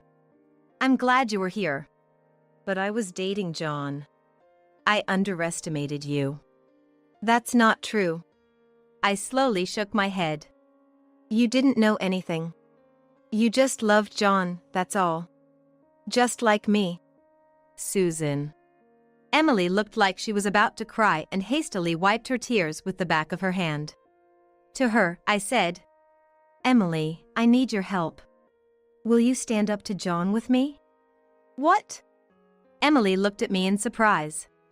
"Stand up to John? What do you mean?" "I'll explain that now." I beckoned Emily over. When I explained the plan, she looked surprised again, but she nodded in agreement. John was apparently visiting a friend's house. Once we confirmed he was not at home, Emily and I returned to the house. The plan began with John's return. The day he locked me up and the 3 days of the trip passed. John came out into the yard. "Surely, everything is all right?" he muttered in front of the shed. He must have calmed down and realized the gravity of what he had done. But it was too late. "Hey, Susan. Time for reflection is over. You can come out now." John opened the door of the shed. His expression froze at that moment. He rubbed his eyes as if doubting what he saw and looked into the shed again. The result was the same. "What? Who are you?" In front of John was a woman, not me, sitting with her knees hugged to her chest. In John's mind, I had been locked up all this time. It was impossible for someone to change clothes or hairstyle midway. The woman raised her head. John's face contorted even more. "Emily, what are you doing here? Where's Susan?" "Right here." I stepped out from where I had been hiding. At the same time, Emily stood up. Surrounded by 2 women, John looked back and forth between Emily and me, confused. "What are you guys up to?" "Don't worry. We won't lock you up. We just want you to sit down and listen to what Emily has to say." "Emily's story." John scowled, and Emily stepped back as if flinching. Yet, she didn't run away. She opened her mouth and said it all at once. "John, I will be suing you for damages since you deceived me." "What?" John seemed about to explode with anger, but he somehow held himself back. After watching his reaction, I said, "John, I want a divorce." "You too? What do you two think you're doing, ganging up on me like this?" "You've been showing dreams to women, right? In return, you accepted their devotion. But it's time to return to reality." Yes. This was our decision. To impose a financial penalty on John. But it didn't end there. John's smartphone rang. "Hello, Dad? I'm in the middle of something. I'll call back later." "What? Apologize to Susan right now?" "No way, Dad. I've told everything to your parents." John's face turned pale. Then, time flew by rapidly. "John!" His father arrived from the family home, furiously scolding his son, John. I had sent all the documents I had received from the detective to his father. "I heard everything from Susan. What kind of person are you? From today onwards, I'm cutting ties with you." "No, Dad!" John cried, looking at his father. But his father seemed resolute. He ordered John to pay the entire compensation to both women involved. "Dad! Don't be unreasonable." John clung to his father. "Please, I beg you. I'll change. So please, could you at least pay half?" "Stop it." It was futile.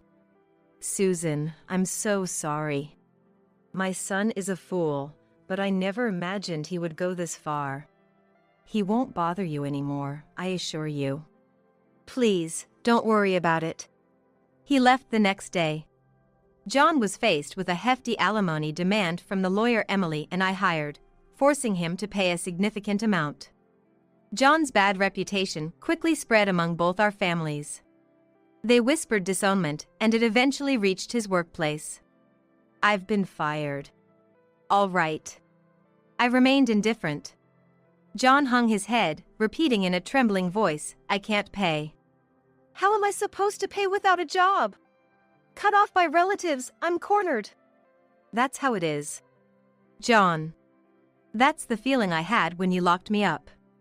Unable to go anywhere, do anything, cornered and left in the dark." Now, John was experiencing that despair. There was another fact John didn't know. Emily was pregnant. I was surprised. But more than that, I congratulated her. Congratulations. I know being a single mother will be tough, but I believe you can do it. Thank you. I'll do my best to be a good mother. We didn't want John's sins to be passed on to the child. We hoped the child would grow up straight and true, just like its mother. At the same time, I thought if I hadn't given up on convincing John, maybe we could have had another family member. I told Emily I wanted to meet the child once it was born and saw her off. A child, huh? I fiercely wished for a child of my own. After some thought, I decided to adopt a child once my life stabilized. Now that John was out of the picture, I continued living in our house, and there were part-time jobs available at a supermarket nearby. All right, time for me to step up. Life felt more vibrant with a purpose than before. I even made close friends at work, experiencing the joy of mutual encouragement. John had never been one to help me, so this sense of collaboration was refreshingly new. Then came the long-awaited adoption. The process and preparations were extensive and challenging, but I didn't mind at all. I had found her. Not related by blood, but undoubtedly my child. I knew at the moment I saw her. This is the one. The child recognized me as her mother. She innocently called me mom and showed affection. John, you wouldn't understand, but the joy of having a child is immense. This is my revenge. Moving forward with my life with my newly found daughter. I am not seeking affirmation from John's sweet nothings. Validating and believing in myself. As a person, as a mother. The manager at work said I always seem happy lately. He is 39. Coincidentally, he is the same age as John. But unlike John, the manager is unpretentious, sincere, and a bit clumsy. That's probably why I could open up to a man the same age as John who is nothing like him. You've adapted to the job so quickly, Susan, you're really dependable. Oh, it's all thanks to your guidance. I said, laughing. Then, for some reason, the manager blushed and looked away. Susan, do you have any plans for your next day off? That day, I'm planning to go to the amusement park with my daughter. Oh, I see. I wouldn't want to intrude then. What about your next day off? What's wrong? I had a feeling. The way the manager looked at me was kind. But at some point, that calmness disappeared, replaced by something else. Now I understand. It was the kind of emotion I once had for John. The manager took a deep breath and blurted out. Susan! Would you go out with me? What? From that moment, the manager. Michael became my partner. My daughter was wary at first, but after a few meetings, she warmed up to him. One day, while enjoying tea and snacks with Molly at home, the doorbell rang. Molly said, "Okay," and ran to the door. Then, she came back looking puzzled. It's someone Mom knows. What kind of person? Well, a tall man. At those words, I was startled. There was only one person I could think of. I sternly told Molly not to go out. He's a dangerous person. Got it. Molly sensed my tension and looked worried with her cute face. It's okay. Mom won't lose. I patted Molly's head and headed for the entrance. As expected, a certain person was standing there. Who's that kid? His first words weren't even a greeting. Even though it was so typical of John, I asked him, "What do you want?" "Lend me some money, Susan. You can see, can't you?" Indeed, John looked a complete mess at first glance. Since then, he apparently hadn't found a proper job and had been bouncing from one acquaintance's house to another. Eventually, nobody would take him in, and he ended up living on the streets. I don't have any money to lend you. Hey, Susan, you've become quite arrogant. Thinking you've beaten me? Life isn't about winning or losing. I thought, but John wouldn't understand. I felt no pity. It was only disgusting. John took a step closer. Susan, please. This will be the last time. I won't show my face again. I'll go to another state and start over. I just need the money for that. I sighed. Not seeing him again would be a relief. But does that mean I should help this man? Mom! I heard Molly's voice and footsteps. I turned around in a panic. You shouldn't come here, I said to Molly, but she didn't stop. Don't trouble Mom. If it's money you want, I'll give you some. With that, Molly pressed 2 nickels into John's hand. John blinked in shock, then crumbled to the ground and began to cry. The innocence of a child. That was the happiness John had once rejected. Molly is going to start elementary school next year, so we went to look at backpacks. Michael was with us. As the 3 of us entered the store, the manager said, "What a lovely family." Molly smiled proudly, and Michael and I blushed. Mom, I like this color. Let's see. Molly had chosen an orange backpack. It suited the lively Molly well. This will be my gift, Michael said. Oh no, that's not necessary. I tried to argue against Michael's impromptu generosity. It's a once-in-a-lifetime gift. I want to give it. Then let's give it together. Molly said innocently. Michael and I looked at each other and nodded. All right. Yes, let's do that. So, we both contributed half and bought the new backpack. Molly was so happy that she didn't let go of the backpack all day. She even hugged it while she slept. Meanwhile, Michael had something to discuss with me. About the wedding venue. I don't need a wedding, Michael. I didn't have one with John, my previous husband. I'm not of the age to wear a wedding dress anymore. That's not true. I want to see you in a wedding dress. Michael insisted. I remembered John, who had grudged even buying a wedding ring, let alone wedding expenses. Michael was different. He proposed to me with a ring. Now, we are saving for the wedding. Molly wants to see Mom in a dress too, right? Yeah. Michael cleverly won Molly over to his side. I had no choice but to surrender with a smile. For the wedding, I embarked on a diet. Thanks to my efforts, I was able to wear the dress of my dreams, which made me very happy. I could never thank Michael enough for proposing the idea of the ceremony. During the wedding, Michael became so moved that he started crying, causing a bit of confusion among friends and colleagues. I ended up having to calm Michael down throughout the ceremony, but it turned out to be a wonderful and memorable event. After the ceremony, I sold the house I had lived in with John. There were memories, but they were all filled with lies from John. Michael's condo was small, but it felt right for our new beginning. At the center of the room, we displayed a wedding photo. Both Michael and I were smiling shyly at the camera. Molly started elementary school. Thanks to her personality, she seemed to fit in quickly with her school. When she comes home from school, she shares stories of her adventures and friends. I came in first in the race. That's amazing. Just like the daughter of me and Michael. Not just Molly, but Michael blushed too. I am deeply grateful for having met these two and becoming a family. My previous life was all about pleasing John, depending on him. It was my life, yet it felt like it was all for John. Now, I am living a life for myself. Not just for myself, but for Michael and for Molly as well. Our future is bright and shining. Starting tomorrow, we will be living together with Mom. Get ready for it. Hey, don't just decide things on your own out of the blue. What's the big deal? There's no other way. My mother is old and can't live alone. But even so, you know what that woman has said to me and Jen all this time, don't you? So what? It's my fault for not handling things well. My mother wants us to live together.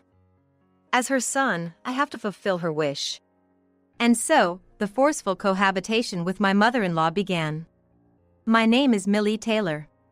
I'm 39 years old. I have a daughter named Jen, who is 9 years old, with my husband Sam, who is 3 years older than me. Whether it's because of our compatibility as a couple or some issue with one of us physically, Jen was born many years after we got married, and we haven't been able to have any more children since then. I'm fine with that. We both work, and having just one child is enough. But it seems my mother-in-law doesn't agree. Ever since we started living together, she's been blaming me every day for not having a second child and for not giving birth to a boy. Why aren't you having a second child? Don't you want to have a boy? I can't. Besides, I'm satisfied just having Jen. You may be satisfied, but I'm not. Don't act all high and mighty, you wife who can only give birth to girls. And just one at that. Girls like her won't be of any use. Why? What's wrong with having girls? It's obvious, isn't it? Girls can't carry on the family name, they'll just get married off, and they're not cute or obedient. That's not true. Do you really think that about Jen too? Yes, I do. She's just as cheeky as you. That's terrible, even though she's your granddaughter. Can't Sam say something about this? Huh? Why do I have to say anything? There's nothing wrong with what my mother is saying. I was shocked by his response. Sam should have cared about Jen. But my mother-in-law has been raising Satoshi single-handedly since her husband passed away when he was a child. I respect my mother-in-law for that, but Sam idolizes her like a god and doesn't know how to oppose her. He often says, there's nothing wrong with what mother says. For him, his mother comes before his wife and daughter. Things have only gotten worse since we started living together. It's because of bad soil that we can't have children other than Jen. Sorry for choosing a lousy woman, as you said, Mother. I wanted a son more than a daughter, you know. Sam, gleeful about disparaging me, pleased his mother. Well, considering your age, you probably can't have any more kids, right? You're already 39, aren't you? Men can have children at any age, but women can't. Yeah, that's right. Oh no, if I knew this would happen, I should have picked someone younger. Being disparaged by both of them made me very upset. But what worries me more is that their abusive words might reach the ears of my dear daughter. Lately, Jen, who has become as lively as a boy, went out to play soccer with her male friends at his house. Even on school days, she started coming home after playing soccer until her clothes were covered in mud. Perhaps she senses the tense atmosphere among the adults at home and doesn't want to come home as much as possible. Thinking about that makes me feel sorry. I'll endure whatever you say about me. But please don't say anything bad about Jen. And you too, Sam. What's the big deal? If you don't want to hear it, try having a boy. Anyway, please don't say anything in front of Jen. If anything happens to hurt her, I won't forgive you. I kept repeating that until I managed to get them to promise.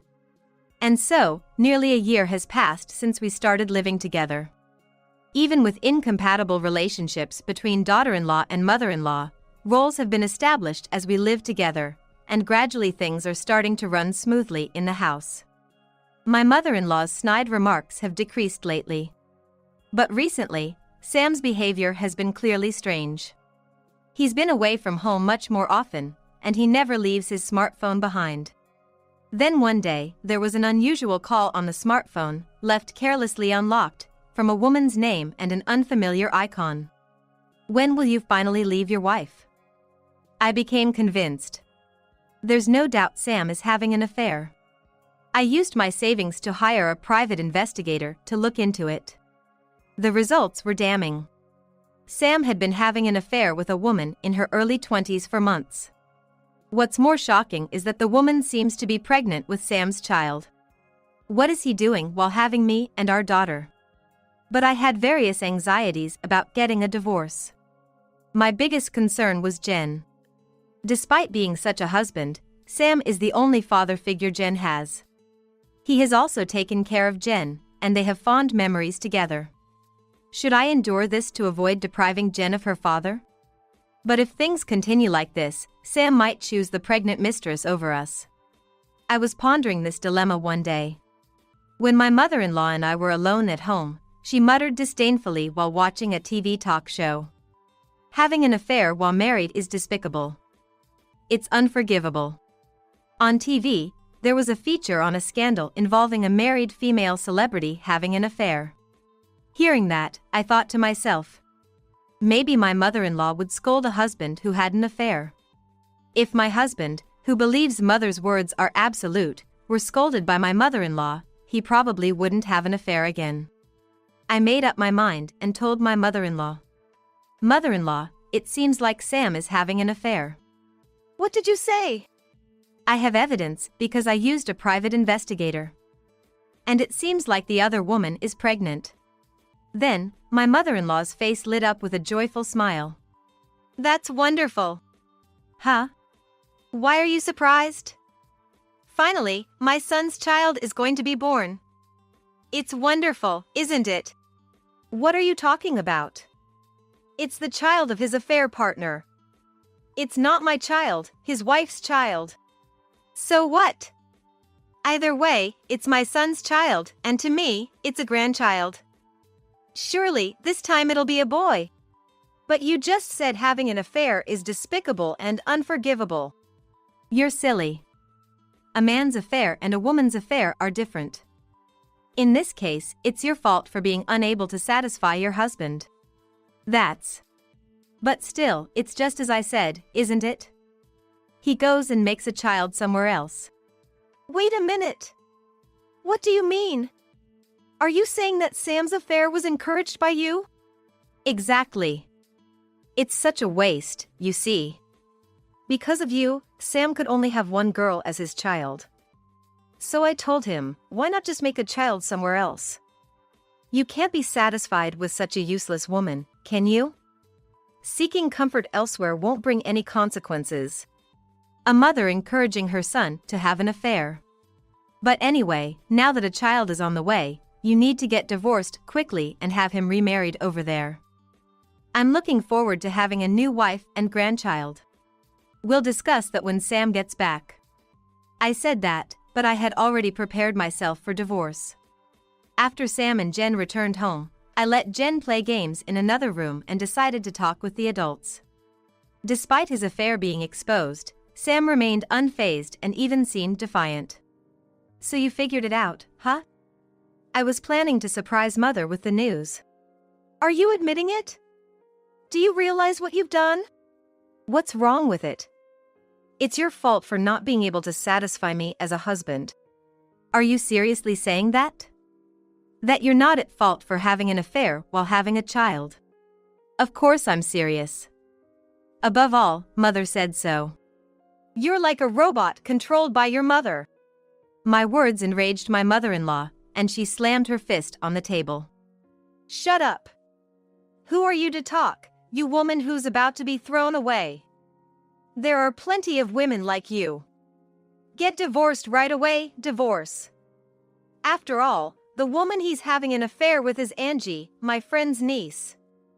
She's much more thoughtful than you, Millie-san, and she's a young, cute woman.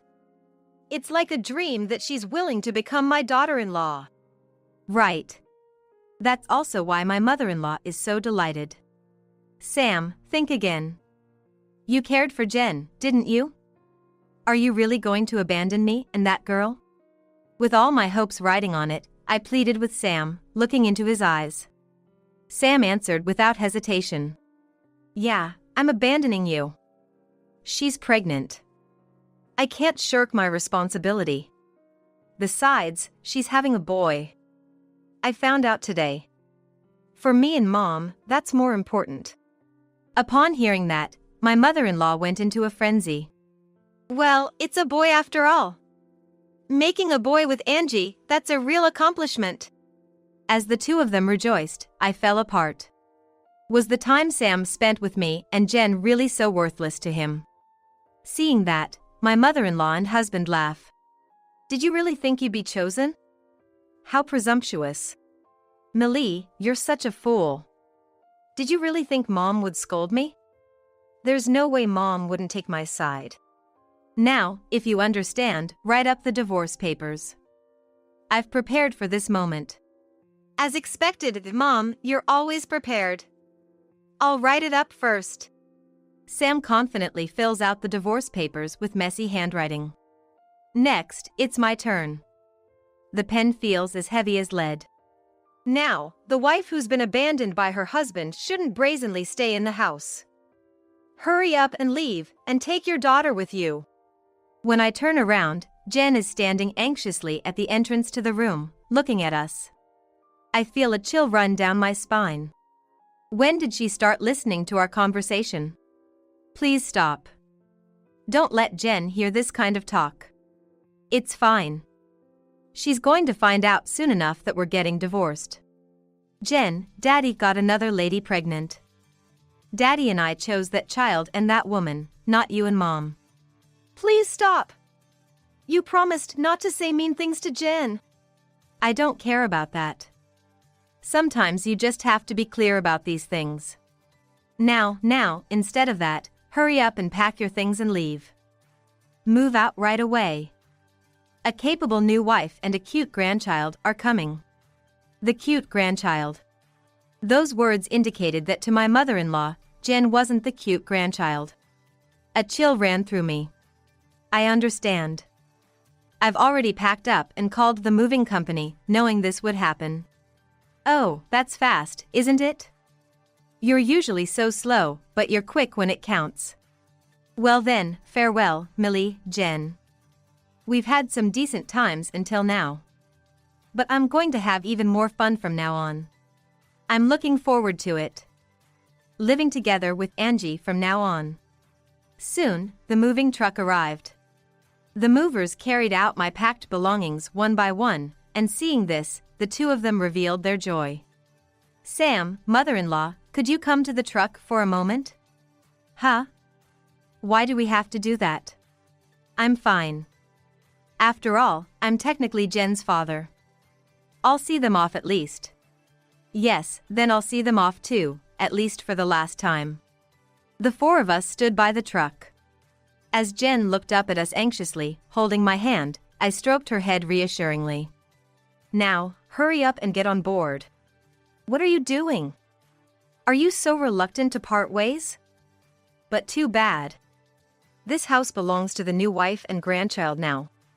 I exchanged nods with the movers. Sir, madam, please get in.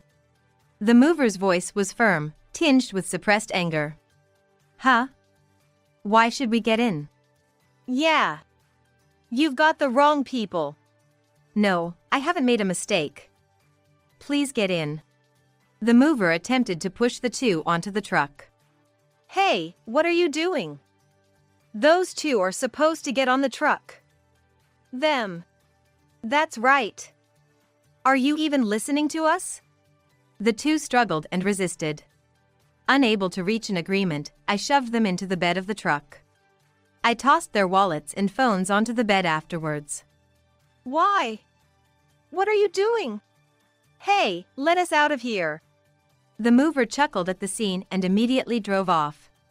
The truck shrank into the distance rapidly. Jen waved to the struggling pair. Bye, Dad, Grandma. There was a hint of brightness in her voice.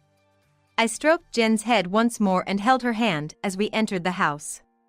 Shortly after, I received a call from my mother-in-law. What is this all about? It's supposed to be you two leaving, not us. No, it's you who are leaving. What? How dare you think of kicking out my husband and me? That house belongs to Sam. And yet, here you two are, squatting in it. Mother-in-law, you seem to be unaware of something. What? This house doesn't belong to Sam. It's my house. What? Don't lie to me. This house was originally inherited from my father and is in my name. What nonsense. I heard Sam bought this house. Sam tends to boast to you, so he might have lied. Sam wouldn't lie to me. Right, Sam? It's a lie, isn't it? Then, Sam, who seemed to have overheard the conversation, responded in a trembling voice. I'm sorry, Mom.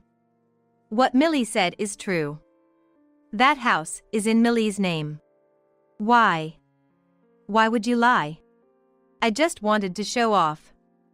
I wanted to make it seem like I had become successful enough to buy a house. I mean, living in a house under your wife's name, isn't that embarrassing? Eventually, I even forgot that it was a lie and that the house was in Millie's name. So, you won't be allowed to enter this house ever again. Oh, and Sam, I assume you're listening and understand, but you'll be paying alimony for the affair and child support for Jen, too. Alimony, child support. Yes. We'll hire a lawyer to make the claim. Surely, you didn't start an affair and bring up divorce without being prepared for that, right? Sam fell silent. In her place, my mother-in-law started yelling. Don't lie. You're deceiving us, kicking us out, taking over the house, and now you want our money too? This is outrageous. We're not deceiving anyone. We never said you had to leave. Taken over? I'll say it again, this house is mine, inherited before our marriage, so it's not marital property. We'll be taking alimony and child support from Sam, though. More importantly, where is this truck even headed? This road, could it be? You talked about looking forward to living with Angie, didn't you? So, we're sending you off to her place. How about that? Aren't I considerate? How do you know Angie's address? I used a private investigator to find out. Oh, and by the way, the mover driving the truck is my brother. Your brother? Yes, he hardly ever shows up and had his hat pulled down low, so you wouldn't have noticed, would you, Sam? My brother heard the whole story, got furious, and gladly helped me with my plan. Trying to escape would be useless, so there you have it. Well then, best of luck to you. I hung up the phone while listening to the screams and shouts of the two. Daddy and Grandma won't come back anymore, right? Jen, who seemed to have been listening to fragments of the conversation, asked to confirm. Not with an anxious expression, but with a look of relief. Despite her young age, it seemed she had some thoughts about the situation. That's right. They've moved away. I smiled as I answered, and Jen smiled too. The events afterward were told to me by my brother. Apparently, when they arrived at the mistress's house, she was in the midst of a passionate affair with a young man. In the midst of this chaos, my mother-in-law and Sam burst in, turning it into a complete scene. Man, I really wanted to show you the hellish scene of that pandemonium. My brother said to me with a laugh. Soon after, I hired a lawyer and managed to get a lump sum of alimony and child support from Sam. We also decided to move to ensure they wouldn't follow us. It was painful to let go of the house where my parents had lived, inherited from my father, but there was no other choice. My brother then offered to exchange his own house for ours, so they wouldn't be able to trace us. Originally, he hadn't inherited it because he already had a house of his own, but apparently, he had wanted this house too. I gladly accepted the exchange. If it's my brother's house, then I feel at ease. Plus, both Jen and I are already familiar with it. Jen also seems to be relieved that she won't have to change schools. With my muscular brother around, I'm sure he can handle those two if they ever show up. He even said he'd offset the cost of buying the house, so we only had to pay for the moving expenses. I truly have nothing but gratitude for my brother. Moving and changing the locks, things finally settled down. It was then that I noticed a change in Jen's behavior. Before, Jen preferred wearing pants over skirts, had a boyish style, kept her hair short, played soccer with the boys, and preferred superhero shows over girly cartoons. But after the divorce and the move, she suddenly started wearing skirts more often, wanted to grow her hair long, invited girlfriends over, and started watching girly cartoons. I wondered if she had developed a crush on a boy or something, so I asked Jen about the reason for her change. Her response was unexpected. Well, both Dad and Grandma like boys and dislike girls, right? That's why I couldn't invite my girlfriends over, and I thought if I acted more like a boy, they might like me a bit and Mom wouldn't get mad at me. But in the end, both of them left anyway. I was shocked. I never intended to let Jen know how much she was hurting in front of her. At least, that was the promise. But I hadn't been watching over them all the time. They were having conversations about urging infidelity behind my back. Moreover, we had been living under the same roof all that time. There was no way she wouldn't have noticed that her grandmother didn't like her, that her father was siding with her grandmother, and that I wasn't getting along with them. With her young and delicate heart, she must have sensed various things and suffered. What was I, as her mother, doing without noticing it? Acting as if I were the only one suffering. Now that Dad and Grandma are gone, I'll stop trying to be like a boy. But I wonder if we could have all gotten along if I had been a boy. Regardless of her grandmother, there were good memories with her father, so it must be complicated for her. I hugged Jen, whose face clouded over. That's not true. You've done nothing wrong, Jen. Grandma was always a mean person. Dad just followed whatever Grandma said. It's been like that since before you were born. Let's forget about those two. You can be whoever you want to be, Jen. Mom loves you just the way you are. Jen hugged me back. It's okay for me to be a girl, right? Of course. I'm sorry for making you sad all this time. I apologized and vowed to make Jen happy, even as a single mother. Since then, there have been disputes among my ex-husband, ex-mother-in-law, and his mistress, but in the end, they decided to live together in a cramped apartment for the sake of the child they had together. My ex-mother-in-law had some issues with the friend who was her mistress's aunt, and they drifted apart. 2 years flew by in the blink of an eye. Jen and I are living a comfortable life together. At 11 years old, Jen has become quite the young lady, and she even helps with household chores, which is a big relief for me. At that moment, I received a call from my ex-husband, Sam, out of the blue. Millie, where are you and Jen right now? I'm at your old place, but I can't get in. Hurry back home. We've long since let go of that place. It belongs to someone else now. You better leave before the current residents return. I didn't mention that the current resident was my brother. Then tell me your current address. I'll come over right away. No, I won't. Why should I tell a stranger like you? I'm not a stranger. We're ex-spouses, and I'm Jen's father. You abandoned both Jen and me. Our ties were severed back then. Don't say that. Even if you don't want to see me, Jen must want to see me. She's my only child. Actually, she doesn't want to see you at all. In fact, she's been more lively and herself since you two left. But being a single mother must be tough. Not at all. I'm earning more now than I did with you. Thanks to that, we can live comfortably. But I should still be there, shouldn't I? I'll cut ties with my mother. I've had a change of heart. Let's remarry and live together again. I was stunned. I'm surprised. You, of all people, cutting ties with your mother? What's going on? And earlier, you called Jen my only child, right? But you should have a son with that woman. What happened to him? Well, that. He wasn't my child. Sam's story went like this. Even in their frosty marriage, a child was born safely. His mother-in-law doted on the baby boy. But from the beginning, there was a sense of unease about a child who didn't resemble him much. He convinced himself that it was inevitable for a baby, but as the child grew, the discomfort grew as well. When he consulted a colleague, he was told something like this. Come to think of it, I read a story like this before. A man blamed his ex-wife for not being able to have children, divorced her, and married another woman. He was blessed with a child, but it turned out his ex-wife had also remarried and had a child.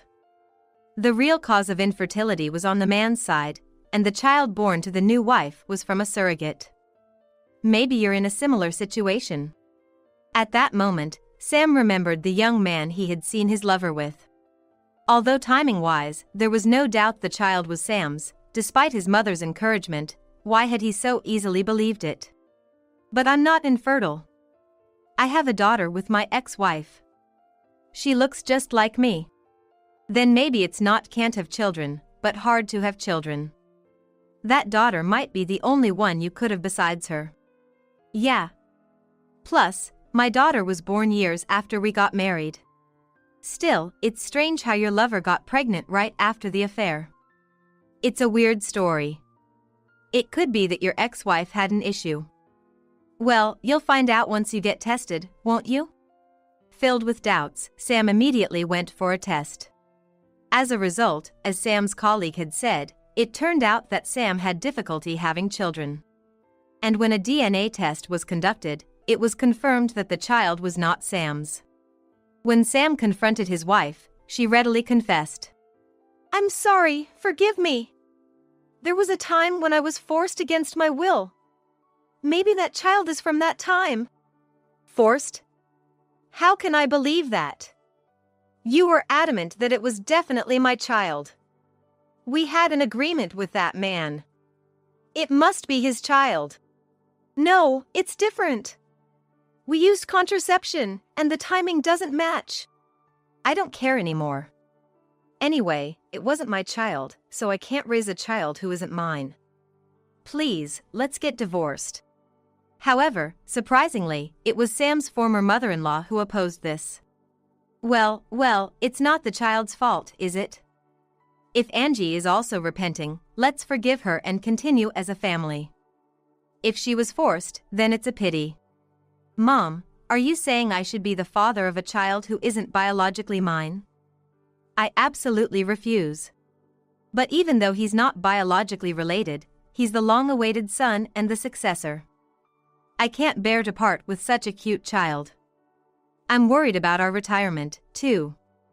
Anyway, you have difficulty having children. So, why not become this child's father? You'll listen to my wishes, won't you? Sam seemed taken aback by his former mother-in-law's confident expression. She's right.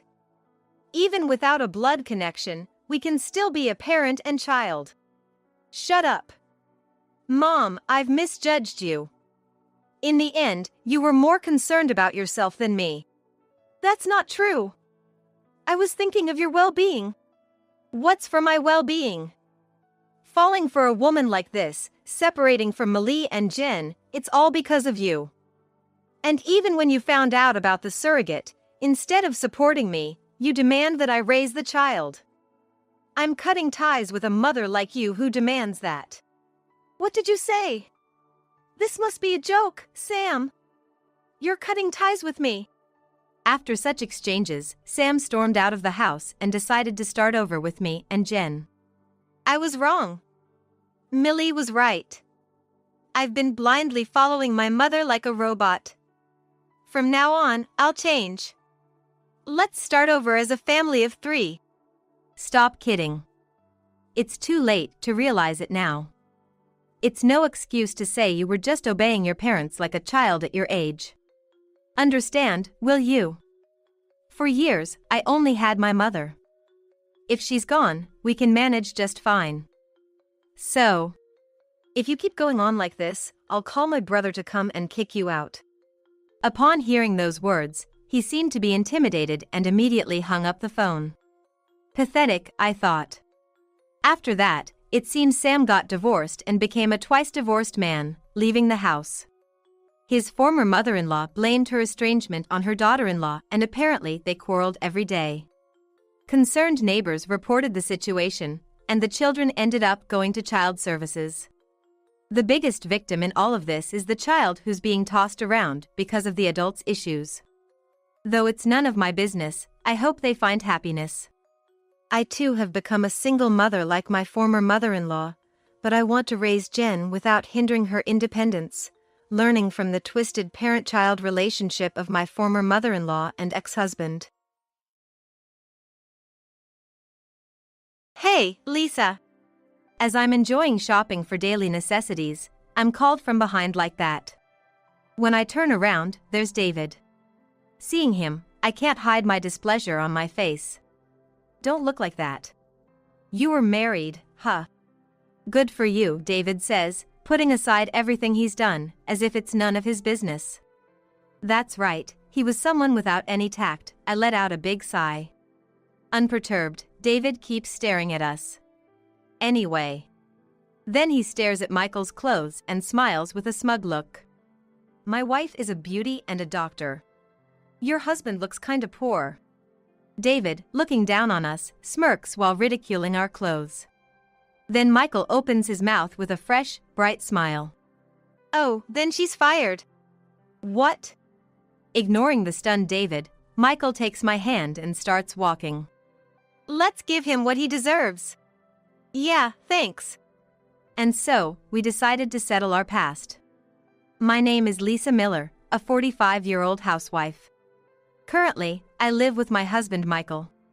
I'm just an ordinary person, but I'm good at handicrafts. In fact, my life is actually on its second round. Not in some unrealistic way like reincarnation. It's just that I had broken off an engagement once, and then met and married Michael, so it's my second go-around. I met Michael after my divorce, and we started dating and got remarried after he approached me. He's a very quiet and kind man, and I truly feel glad I remarried. On the other hand, I think it was good I didn't marry the person I broke off my first engagement with. The reason for the engagement breakup was the other person's infidelity. My former fiance David had been a childhood friend since we were little. David, ambitious and aggressive, often belittled plain me. Yet, he often protected me from boys who teased me, and he was a reliable presence. Since our families lived next door to each other, it wasn't too surprising that we, who had been together since elementary, middle, and high school, started dating. Our parents were also good friends and were very supportive and cooperative with our relationship. Therefore, talk of marriage came up early, and we started living together right after graduating from college. However, while living together, I started to see more of David's bad side. Hey, hurry up and make dinner. Sorry, I just got home. You're so slow. Never mind, I'm going out to eat. Aw, David. At that time, I was working and often came home later than David. But David seemed not to like that and would impose unreasonable demands whenever I got home, then just go out on his own. Living together without being able to have a proper conversation was very hard. Yet, I was determined to marry David and tried to find a way to start conversations. Hey, how about we go for a picnic after a long while? Go by yourself. Then, how about a movie? Not in the mood. No matter how much I tried to invite him on a date, David would not listen to me at all. Instead, he rejected all my suggestions. I became so sad that I gradually stopped speaking. Then, taking advantage of that, David began coming home later. Have you been drinking? It's none of your business.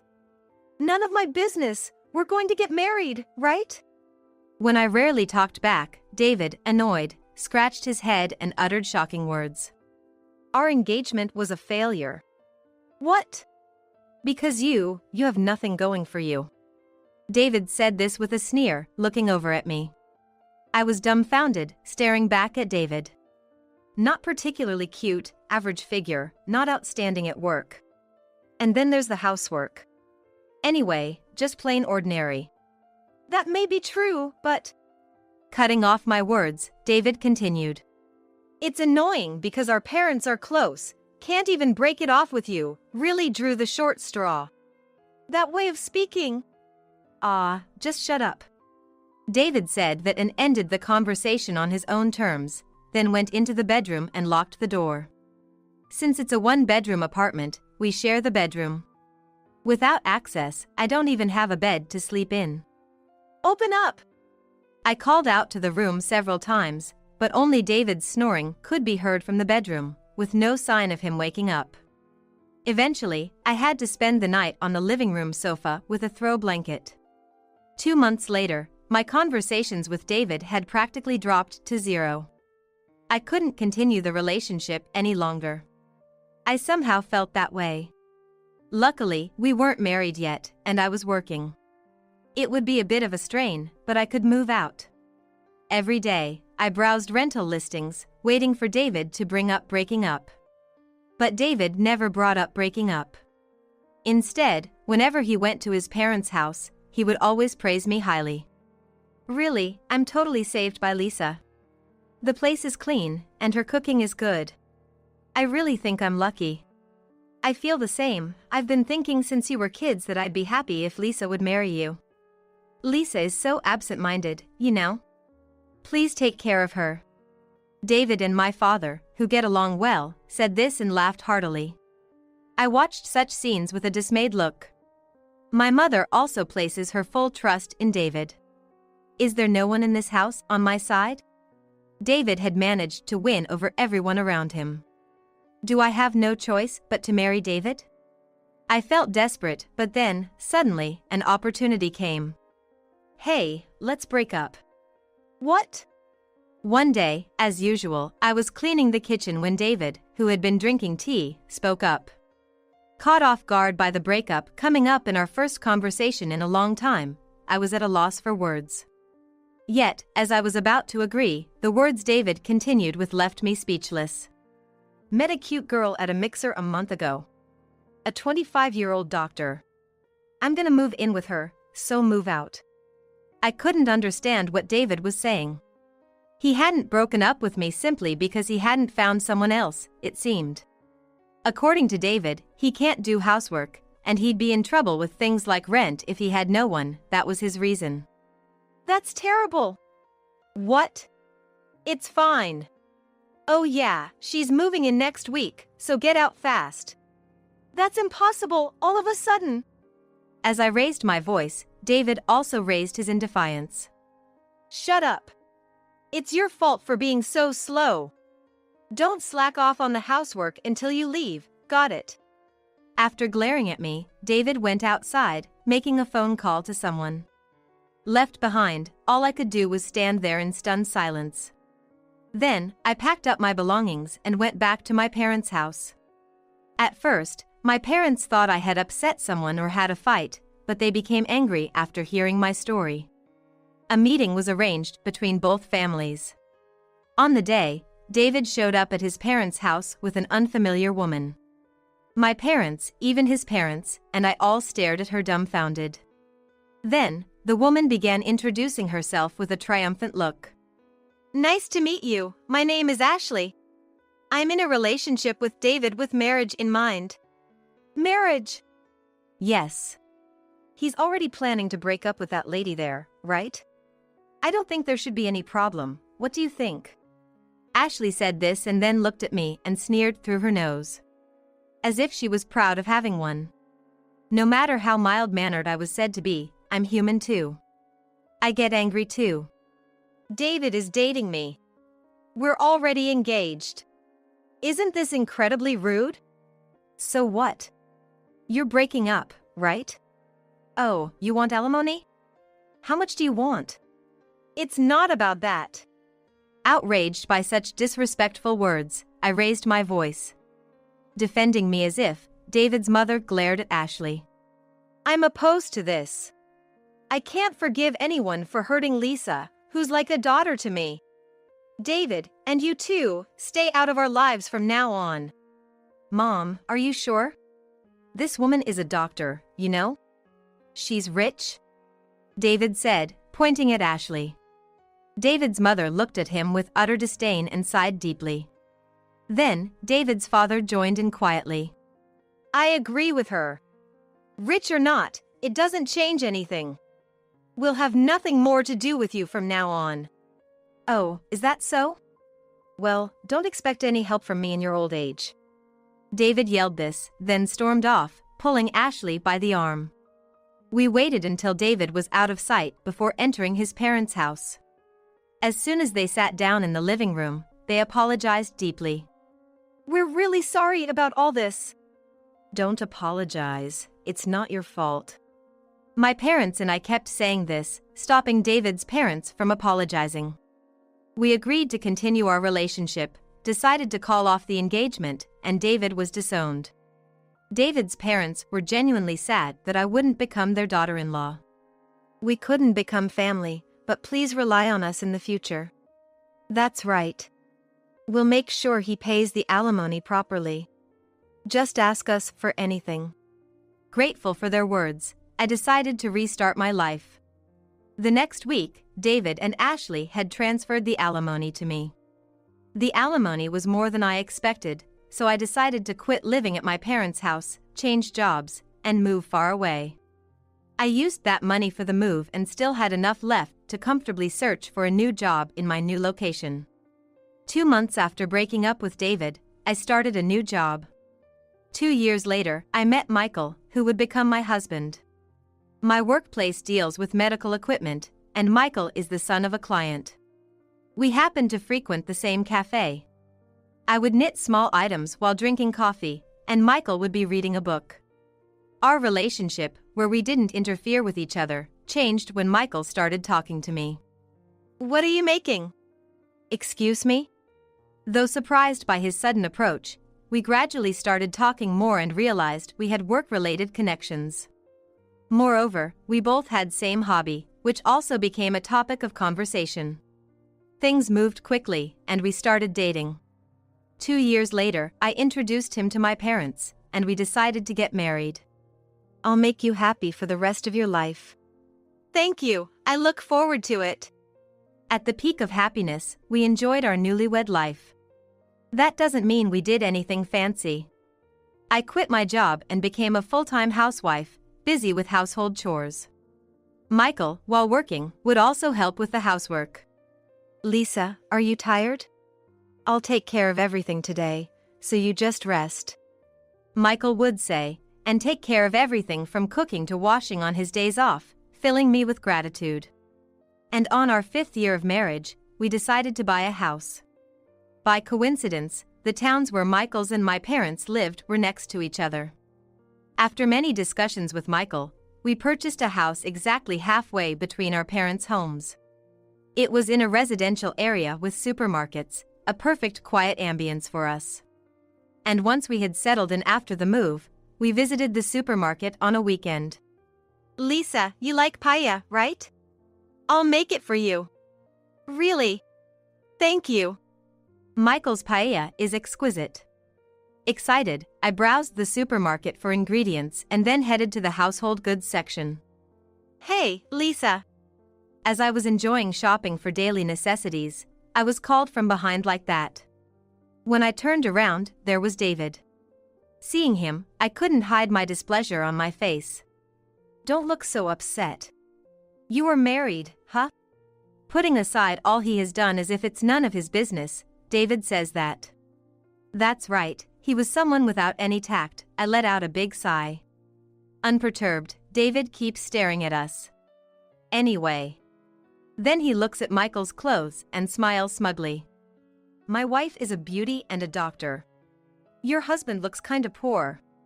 David, looking down on us, smirks while ridiculing our clothes. Then Michael opens his mouth with a fresh, bright smile. Oh, then she's fired. What? Ignoring the stunned David, Michael takes my hand and starts walking. Let's give him what he deserves. Yeah, thanks. And so, we decided to settle our past. The next day, I received a call from an unknown number on my phone. I called out to Michael in another room before answering the call. It was David on the line. Hey! What's going on? What do you mean? Ashley was actually fired. David raised his voice from the other end of the line. However, I remained unfazed. Sensing my calm, David yelled again, his voice filled with irritation. What's up with your husband? That's when I decided to reveal Michael's profession to him. Taking a deep breath, I spoke up. Well, he happens to be the director of the hospital where your wife worked. Director? David repeated after me, then fell silent. But a few seconds later, he burst into laughter. Don't joke around. Joke? Come on, no way that guy in cheap-looking clothes is a director. To that, I laughed out loud. Cheap-looking? Those are actually top-tier designer clothes, you know? What? David's foolish voice reached my ears. Indeed, Michael prefers wearing simple clothes. That doesn't mean he's wearing cheap clothes. In fact, what Michael was wearing was a one-of-a-kind, custom-made t-shirt or something from an ultra-luxury brand's limited edition. In contrast, David has always preferred brand names not for their quality but just for their fame. He used to favor clothes with big logos of brands, as I remember. So, when he saw Michael's clothes without any logos, he probably thought they were non-branded. But what Michael wore that day was indeed a one-of-a-kind, custom-made piece. Judging it as cheap really just shows he has no eye for quality. He was wearing an expensive, one-of-a-kind piece. You just don't have an eye for it. What? Don't be pretentious. Don't you know the designer's name? When I mention the designer's name, David is speechless. That designer only makes one-of-a-kind pieces, and their works are said to be worth over $20,000 each. No way! That cheap-looking guy. That's why he's a director, Michael Miller. Anyone can claim any name. David still wants to claim it's all a lie, raising his voice. To that, I respond calmly. Then, check the website. His photo is there. If you're lying, this won't end here. David seems to access the website while keeping the phone connected. Then I hear a tiny scream. Your husband really is a director. Told you. That's how it is. Hey, wait! What? David tries to hold me back, so I reluctantly respond. Then David starts to speak in a coaxing tone. As a director's wife, can't you just cancel Ashley's dismissal? Come on, for an old childhood friend and ex, do me this favor? His blatantly selfish request leaves me more astounded than angry. Who in the world asks their husband to undo the dismissal of their ex-fiance's affair partner? I firmly reject his plea. That's impossible.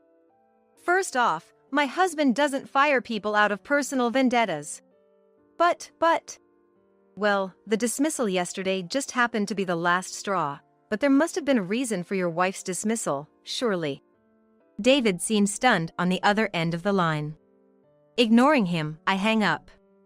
Michael, who had been listening by my side, nods kindly. Smiling at Michael, I then set David's number to block. A few days later, I receive a call from someone I haven't heard from in a while. I can't help but give a wry smile at the content of the call. Okay, I'll arrange a meeting for discussion. With that, I end the call. Then, I explain the situation to Michael and ask for a meeting to be arranged. We send David and Ashley a document by mail specifying the date and time. Michael has received several calls from Ashley, but he never answered them, just recording the call history. Better not go out too much until the meeting. I'll handle the shopping. Okay, understood. Michael won't tell me the reason no matter how many times I ask. But I trust there must be a reason if it's coming from Michael, so I decide to stay home. And then, the day arrived. Michael and I headed to the designated traditional restaurant ahead of time. David and his wife entered the room right on time. Ashley, upon seeing me as she entered, for some reason, had a triumphant expression. Let's start the discussion, shall we? Sorry, Director. Today we are discussing the reversal of my dismissal, right? Ashley interrupted Michael to push today's agenda. Michael, without changing his expression, ignored it and started discussing the real agenda. Today's discussion is about the prohibition of any further stalking from David towards Lisa, and from Ashley towards me. Wait a minute, when have I ever stalked? And why Ashley too? David said, hitting the table with a thud. The water in the cups trembled and spilled over the table. The room fell silent for a moment. Michael was the first to speak up. That's exactly it. You've been loitering around our house recently, haven't you? What are you talking about? You were caught on the security camera. You were there this morning too. I was surprised to hear this. According to Michael, David had been loitering around our house since our last phone call. Our house is quite large and noticeable. That's probably why David could easily locate it. As Michael finished explaining, Ashley showed her anger. What do you mean? You've been loitering around your ex's place. It's not what you think, there's a deep reason. What kind of reason could there be? So, what about you, following around Lisa's husband, what's that about? David retorted, and Ashley awkwardly looked away.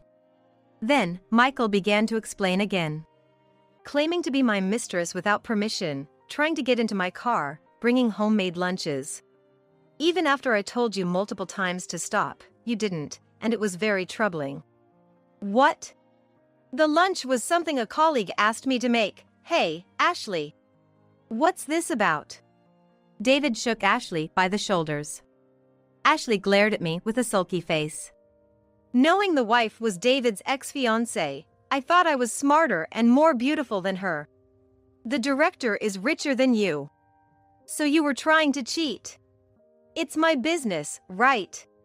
The two of them started arguing for selfish reasons, and we just watched them in disbelief. After a few minutes of arguing, they finally quieted down. Yet, they were still breathing heavily and glaring at each other. Anyway, I'd like both of you to stop the stalking. This dismissal was triggered by Ashley following me around and then neglecting her duties. But I've been working seriously. Pushing most of your work onto the newbies? At Michael's words, Ashley fell silent, her face turning pale. Apparently, she tried to become Michael's mistress for her own gain, pushing her duties as a doctor onto others and following Michael around. Just like when she took David away, she probably thought it would be easy to steal Michael from plain old me. I felt a surge of anger. Sorry, but Michael isn't like David. He doesn't judge people just by their appearance or wealth. Ashley glared at me, her face turning red with anger. To add insult to injury, Michael continued my point. No matter how beautiful or wealthy you are, you can't compare to the beauty of Lisa's heart. Not in a million years would there be anything between us. That can't be. Deeply wounded in her pride, Ashley began to sob softly. While comforting Ashley, David glared at us. They had been arguing just moments ago, yet now they showed a significant bond. I wanted to make a sarcastic remark, but I held back. Then David, twisting his mouth, threw a sneer at us. Even if you say your heart is pure, looking at Ashley and me like this, you must be pleased, right? How is that pure? Michael's lips twitched at David's words. That is a sign that he was feeling angry, which made me give a wry smile. Beside me, Michael managed a smile and spoke. David, it seems you've been borrowing money from some rather dubious sources. Why do you know about that? When the stalking was confirmed, we had it investigated. Michael said, pulling documents from his bag. There, detailed were David's debts and from which financial institutions he had borrowed. Debts? What do you mean? Oh, this is, well... Ashley, unaware of the debts, looked astonished at David. David, you were laid off half a year ago, weren't you? Is the reason for the debts to hide the fact that you lost your job? Why go so far? No, that's not it. David hastily denied, but it was too late. Ashley glared at David with a furious red face. Laid off? You haven't been working. So all our living expenses were on debts. It's your fault. With your extravagant spending, even a high salary wouldn't cover it all. As they began their pathetic quarrel, my smartphone rang. Hello, yes, we're in the very back. They've arrived? Yes, seems like they have. As I spoke, there was a knock at the private room's door. And as the door opened, David's eyes widened in shock. Dad, Mom. Yes, the ones who had called me were David's parents. They had heard about the current commotion through my parents and had called to apologize to me. They also mentioned they had something they wanted to address, hence asking for this meeting. Once seated, David's parents gave David a stern look and took out a document. We've come here so you could sign this. What is this? As David read the document, his face turned pale. It was a declaration of renunciation of inheritance. Inheritance renunciation? Then what about the house? The savings? What am I supposed to do? It's all going to Lisa. What? Why? As David raised his voice, so did David's father. Of course. You think we'd leave anything to you? Lisa even invited us to her wedding and has celebrated our birthdays. You've been disowned, so you have no rights to any inheritance. David's mother nodded vigorously in agreement. David was frozen, his face going pale. What am I supposed to do? I have debts. I thought I could pay them off with the inheritance. Drop that spoiled thinking. The moment David's father delivered the final blow, David slumped, defeated. Beside him, Ashley also turned pale. It seems the lack of money was indeed true as she murmured, "What are we going to do now?" Right. Lisa, marry me. What? Just when I thought the discussion might be ending after several minutes of silence, David suddenly blurted out such a thing. Words that might have made me happy over a decade ago when we were dating now only felt disgusting. I flatly rejected him. Absolutely not.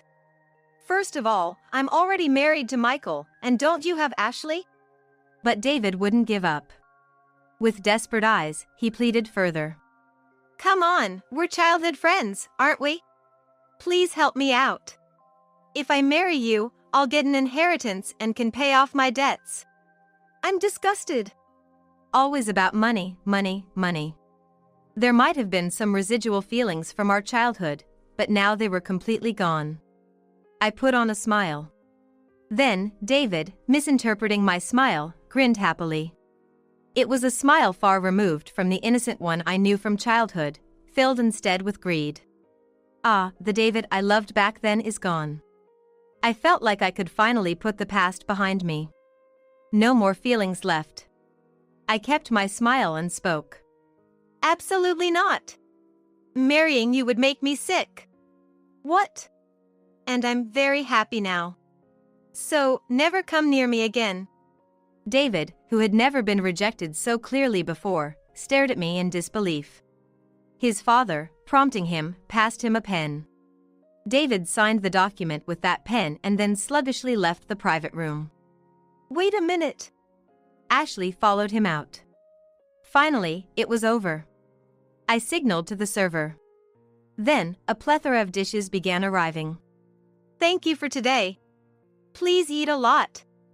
David's father were very happy, savoring the meal.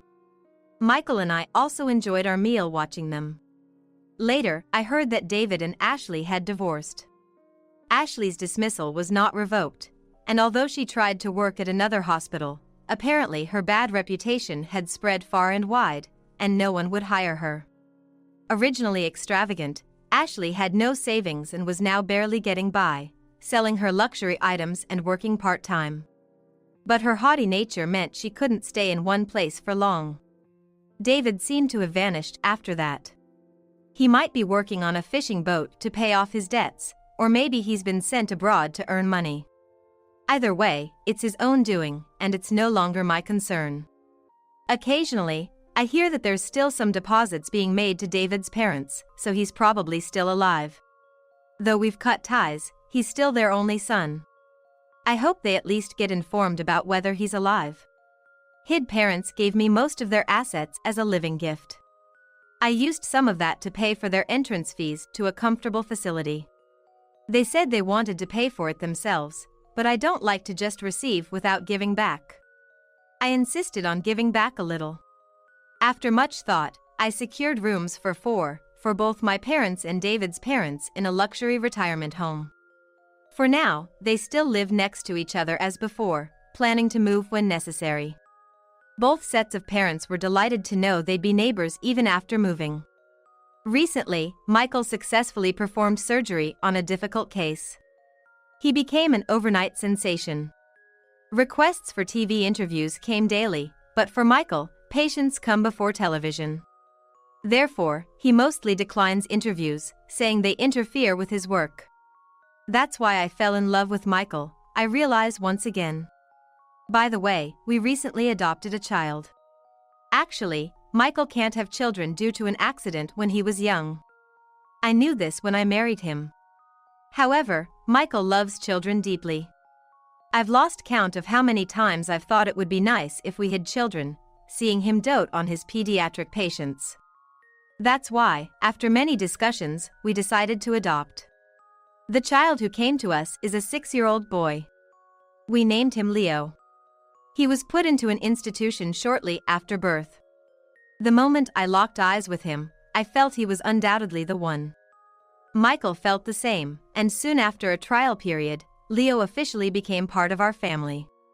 Although he's still a bit reserved, Leo has made our home brighter and more lively. Not only that, but Leo is very bright, quickly absorbing everything Michael teaches him. He's been saying he wants to be a doctor even before we adopted him, so Michael is completely dedicated to his studies. Mom? What is it? Savoring the joy of being called for the first time, I responded. Today, Leo and I have promised to make pancakes. Michael's favorite. Little by little, like this, we're becoming a family. I thought this as I laid out the ingredients in the kitchen. All right, Leo. Shall we give it a go? Yeah. With his energetic reply, we began cooking. Excited about our life ahead, I started cracking eggs. Hola, suscríbete a Historias Vitales para no perderte nuevas historias. Mi esposa había estado trabajando en su proyecto especial durante 4 meses ahora. No era su proyecto personal, pero ella era la persona principal y responsable de su éxito. El proyecto estaba diseñado para salvar a su empresa, Bixler Enterprises. Los últimos 4 meses habían sido difíciles porque se vio obligada a trabajar duro. Era importante tanto para ella como para la empresa.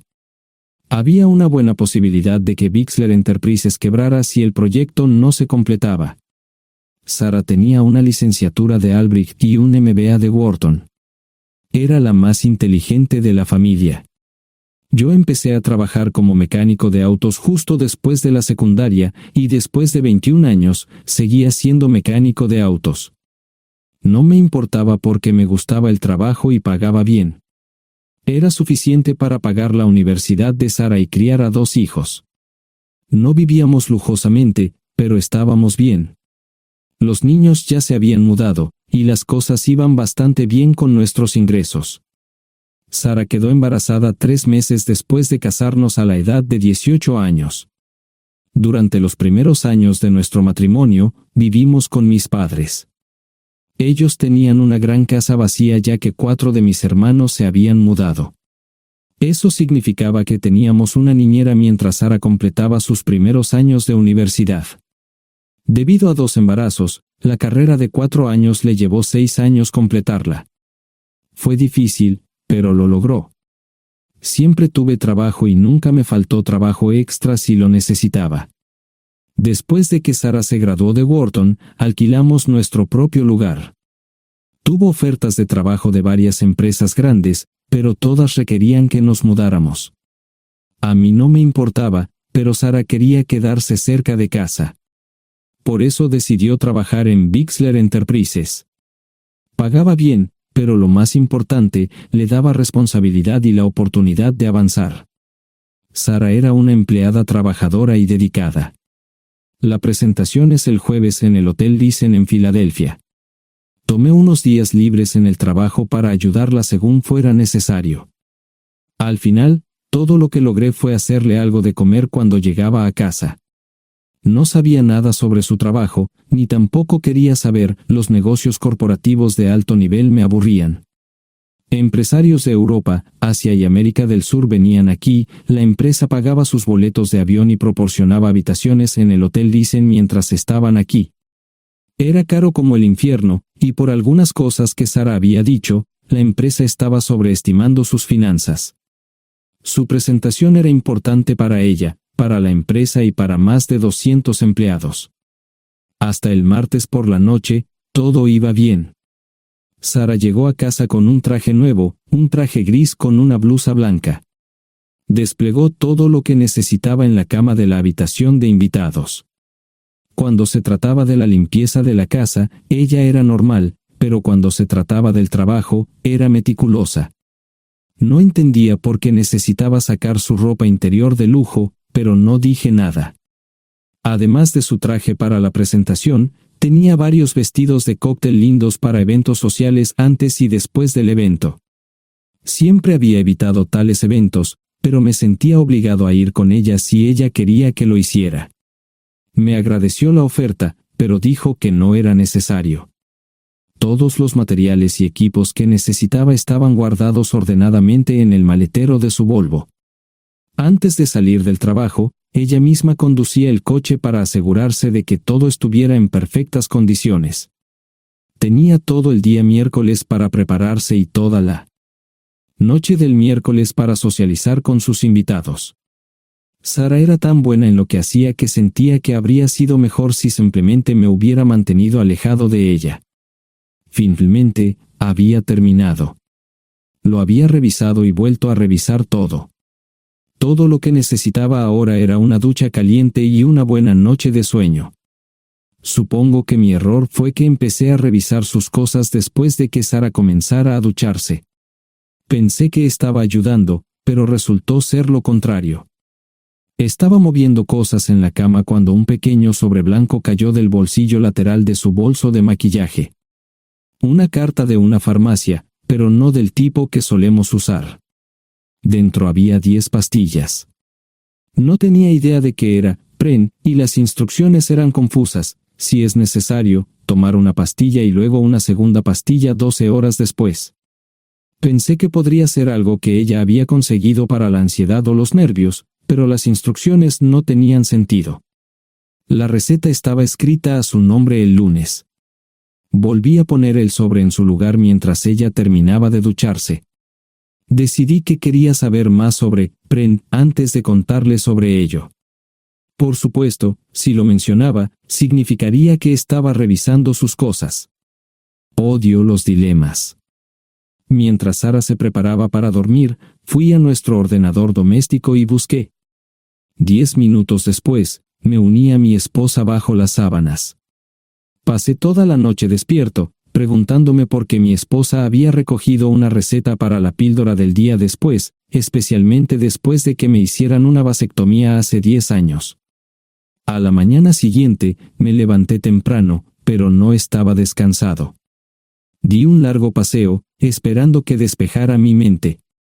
Me dirigí hacia casa con reticencia, temiendo lo que podría hacer o decir cuando llegara allí. Mi hijo Joe se unió a la Marina después de la escuela secundaria y estaba en su primer año en San Diego. Nuestra hija Gloria se casó con su amor de la infancia el año pasado y acababa de mudarse a Dallas. Eso dejaba solo a Sara y a mí. Echaba de menos a los niños, pero esperaba envejecer con mi esposa. Ella era la única mujer que me había interesado, y ahora todo estaba. Si Sara estaba teniendo una aventura, lo ocultaba bien. Por supuesto, nunca la vigilé. Nunca miré sus correos electrónicos o llamadas telefónicas. No tenía razones para hacerlo. No tenía forma de saber qué estaba haciendo en el trabajo o después del trabajo. Confiaba en ella completamente. Ion, ¿dónde demonios has estado? ¿Quieres huevos o algo? No, solo café. No me sentía con muchas ganas de hablar. ¿Qué pasa, cariño? Solo son 3 días. Puedes venir si quieres, pero te aburrirás como una ostra. No, realmente no quiero ir, pero odio dejarte sola. Me preocupo cuando no estás aquí. Es muy dulce, querido, pero estará bien. No voy a salir del hotel en todo este tiempo. Pasaré la mayor parte del día asegurándome de que la sala de conferencias esté lista, y esta noche tendré una agradable charla con nuestros posibles clientes. Mañana, probablemente ni siquiera tendré la oportunidad de ir al baño. Llegaré a casa lo más temprano posible el viernes. Te prometo un gran fin de semana si sabes a lo que me refiero. Todo eso suena bien, pero no puedes culparme por preocuparme. Soy un mecánico de autos, y tengo una esposa hermosa y exitosa. A veces tengo la sensación de que estás menos interesada en mejorar nuestra situación familiar que en avanzar en tu carrera. Detente, maldita sea, Ion. Siempre he respetado lo que haces para ganarte la vida y nunca he insinuado lo contrario. Criaste a 2 grandes niños y me pusiste a través de la universidad. Eres un gran esposo, un gran padre y un buen proveedor, y nunca olvides eso. Terminé mi café mientras ella recogía la mesa. ¿Quieres que te llame? No, no es una buena idea.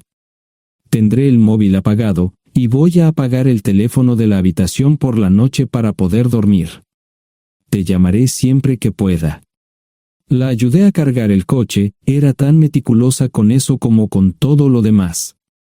Trabajando, le llevaría 3 horas llegar al hotel Dicen. Me quedé en el porche y la vi marcharse. No me molesté en preguntarle por las pastillas. Pasé el resto de la mañana en el porche. No recuerdo haberme preocupado tanto como ahora. Me sentía pequeño e insignificante. Me sentía fuera de mi liga. Era un tipo de pueblo con un trabajo mediocre y una esposa exitosa. Era una combinación equivocada. Debería haberlo notado antes. Me sentía estúpido.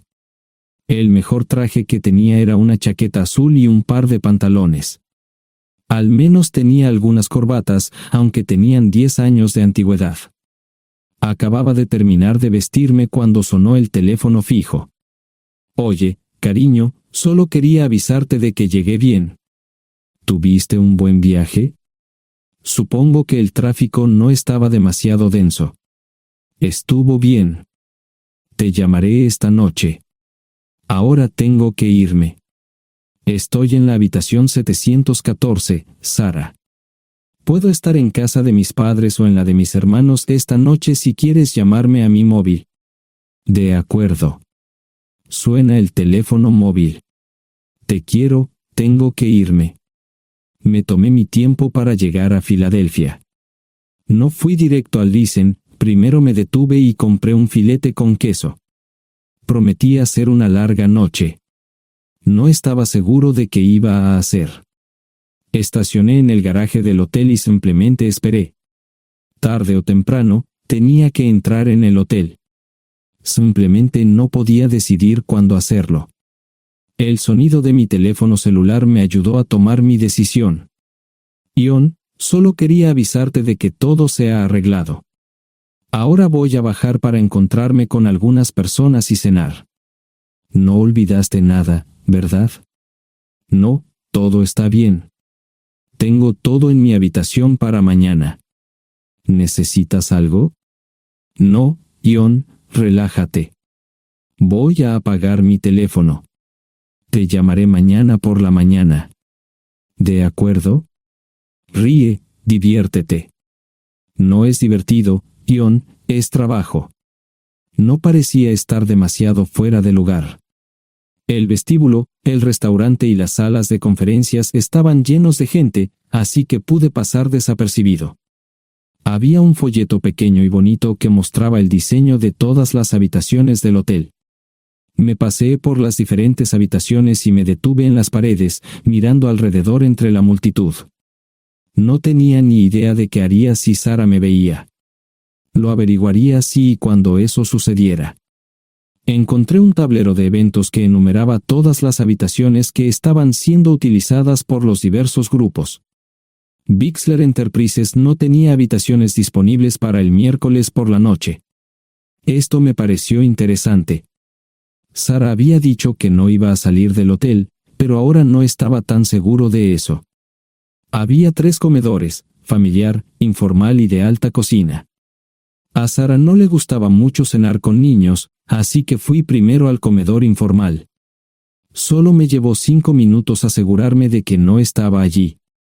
Tuve mejor suerte en el salón gourmet, era una acogedora mesita encajada en la esquina, el tipo de mesa que la gente reserva para tener un encuentro privado.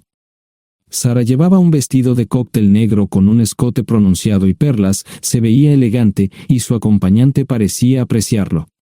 Conocía a algunas personas con las que trabajaba Sara, y él no era una de ellas. Me resultaba familiar, pero no había forma de que pudiera recordarlo. Había muchas sillas libres, así que no tuve problemas para cruzar la sala. Había velas y pequeños candelabros de cristal en las mesas. Apagué la mía y le dije al camarero que me molestaba por el glaucoma. Pedí el plato de pollo de siempre y me acomodé. El camarero me sirvió el café por tercera vez. Disculpe, el tipo en la mesa de enfrente me parece muy familiar. ¿Sabes quién es? Sí, ese es Malcolm Eugene Foote. Es miembro del Consejo Municipal, se espera que se postule para el Congreso en los próximos años. ¿Es esa su esposa con él? Es muy bonita. No, esta es la primera vez que la veo. Siempre usa esa mesa para señoras especiales, si me entiende. Simplemente le sonreí y pedí la cuenta. Nunca había visto a Sara tan sensual con un hombre antes. Parecía captar cada palabra que decía, como si fuera Dios o algo así. No estaban haciendo nada inapropiado, pero tampoco era platónico ni profesional. Cuando me fui, estaban terminando su segunda botella de vino. Ahora entendía por qué se había llevado su lencería elegante. Me acomodé en una esquina del vestíbulo para que no me vieran. 10 minutos después, salieron del restaurante. Ella le tomaba la mano mientras caminaban por el vestíbulo hacia el ascensor. Observé cuidadosamente los indicadores de piso. Que el ascensor se detuviera en el tercer piso era una buena señal, significaba que no lo había llevado a su habitación. Era una mala señal cuando el ascensor no llegaba al séptimo piso, significaba que ella fue a su habitación. Por si acaso me equivocaba en algo, me senté en el vestíbulo y observé el ascensor durante 1 hora. La gente entraba y salía, pero Sara no estaba entre ellos. Saqué mi maleta vacía del coche y me dirigí al mostrador de recepción.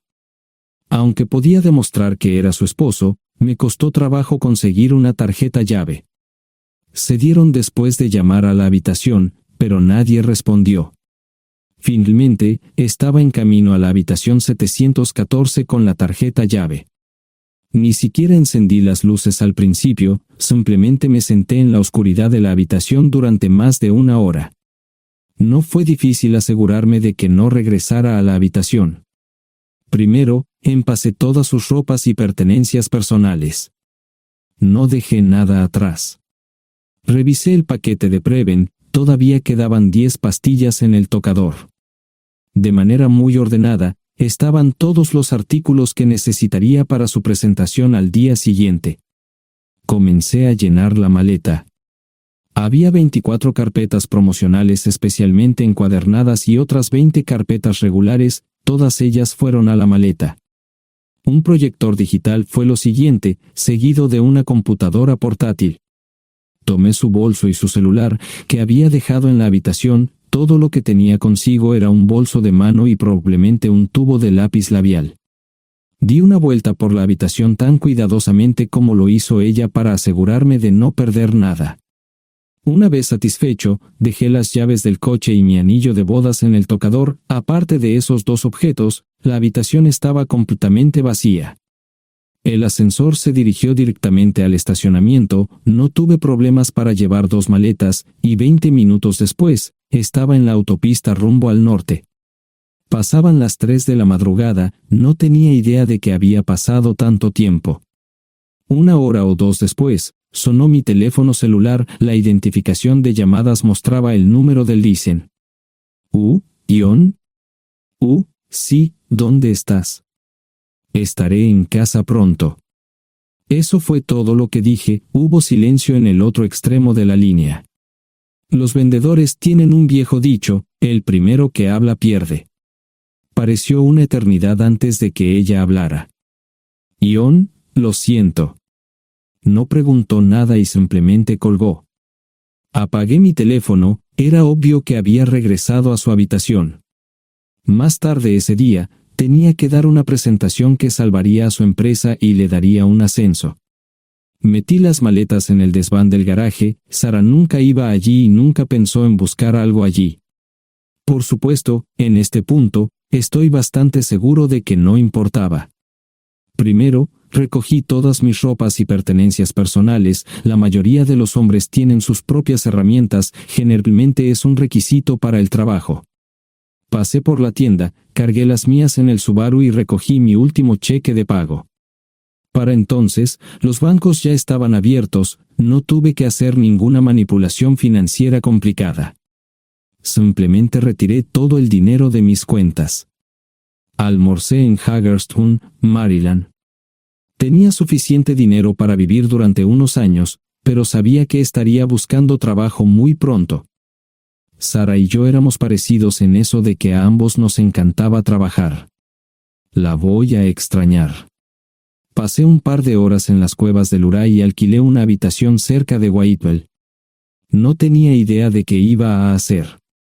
Era sábado, y me encontré sentado en el acuario de Chattanooga, observando la naturaleza que nunca había visto antes. Pasé unas horas simplemente relajándome y decidí que era un buen lugar para estar. Compré un pase anual para el acuario y, para la hora de la cena, tenía un lugar donde quedarme. Era un remolque móvil en el parque, pero estaba amueblado y era económico. No necesitaba mucho. La primera cosa que haría el lunes por la mañana sería conseguir un trabajo. Un buen hombre de mantenimiento siempre puede conseguir un trabajo, especialmente si está dispuesto a trabajar duro. Podría permanecer discreto hasta que fuera el momento de renovar mi licencia de conducir o las etiquetas del coche, me preocuparé por eso cuando llegue el momento. El domingo por la tarde, llamé a Gloria. Me sentí obligado a informarle sobre lo que estaba sucediendo, pero Sarah ya se lo había contado. Fue bastante franca con Gloria sobre lo que había pasado, dijo que había engañado, que la sorprendí, que me fui y que ella perdió su trabajo. Me sentí mal porque ella perdió su trabajo, pero ese era el precio que tenía que pagar. Le pedí a Gloria que le dijera a Josh lo que estaba sucediendo la próxima vez que hablara con él. También le dije que la llamaría aproximadamente una vez al mes para verificar cómo iban las cosas. No le dije dónde estaba. Para el mediodía del día siguiente, tenía un trabajo. En realidad, estaba a poca distancia del parque de remolques, con el Waffle House a mitad de camino. ¿Qué más podría querer un hombre? No sé cómo manejaron el papeleo, pero me estaban pagando $20 por hora sin hacer preguntas. Estaba feliz, y ellos también. Ni siquiera tendría que tocar el dinero que traje conmigo. Unos 2 meses después, Gloria me informó que Sarah se había mudado de la casa y estaba viviendo con sus padres. Gloria no sabía nada más, pero estaba feliz de que estuviera estable y le estuviera yendo bien. Josh me llamó desde San Diego solo para informarme que iba a hacer un crucero. Era técnico en aviónica en un portaaviones, intentó explicar qué hacía exactamente, pero estaba más allá de mi comprensión. Nunca supe mucho sobre cosas técnicas. Ambos tuvieron cuidado de no decir nada malo sobre su madre, aprecié eso. Después de eso, todo siguió como siempre. Comencé a hablar con Gloria al menos semanalmente, Josh y yo comenzamos a enviar correos electrónicos regularmente. Gloria hablaba regularmente con Sarah, pero decía muy poco sobre lo que estaba haciendo o dónde estaba. Nunca presenté la solicitud de divorcio, y parece que Sarah tampoco lo hizo. Tengo una licencia de conducir de Tennessee y las etiquetas en el Subaru. Comencé a frecuentar un bar local un par de veces al mes y tuve encuentros casuales, 2 mujeres se alternaban como mis compañeras nocturnas regulares.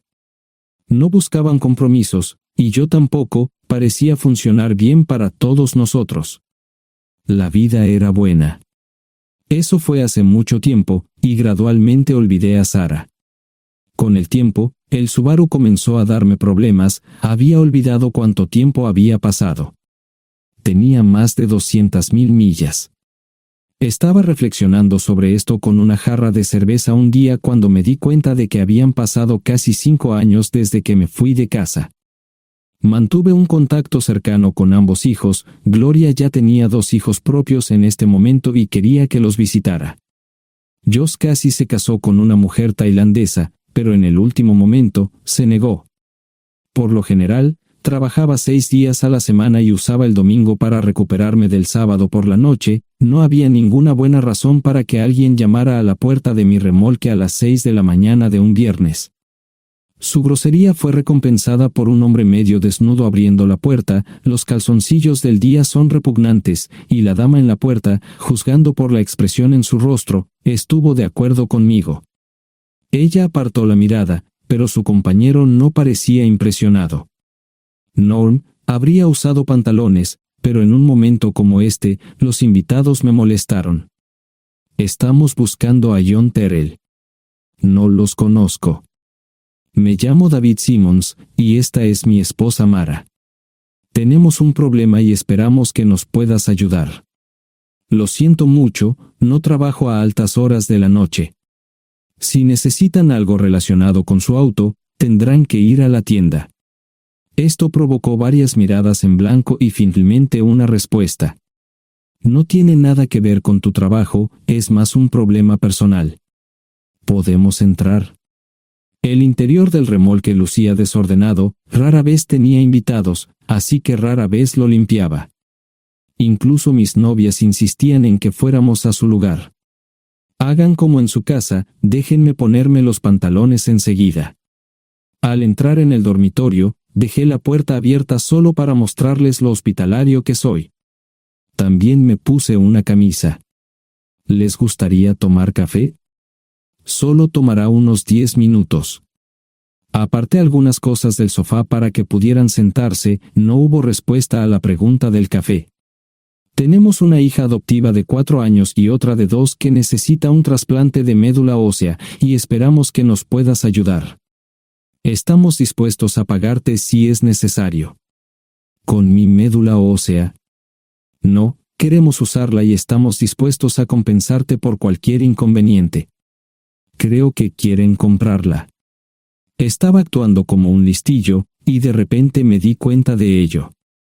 Estas personas eran serias, tenían un problema real y estaban buscando ayuda. Lo siento mucho, no quise interrumpir. Por favor, continúen. Nuestra mejor oportunidad de encontrar un donante es un familiar cercano.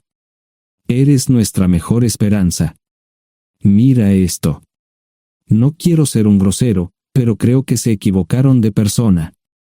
¿Cuándo nació su hija? Cumplirá 5 años en julio.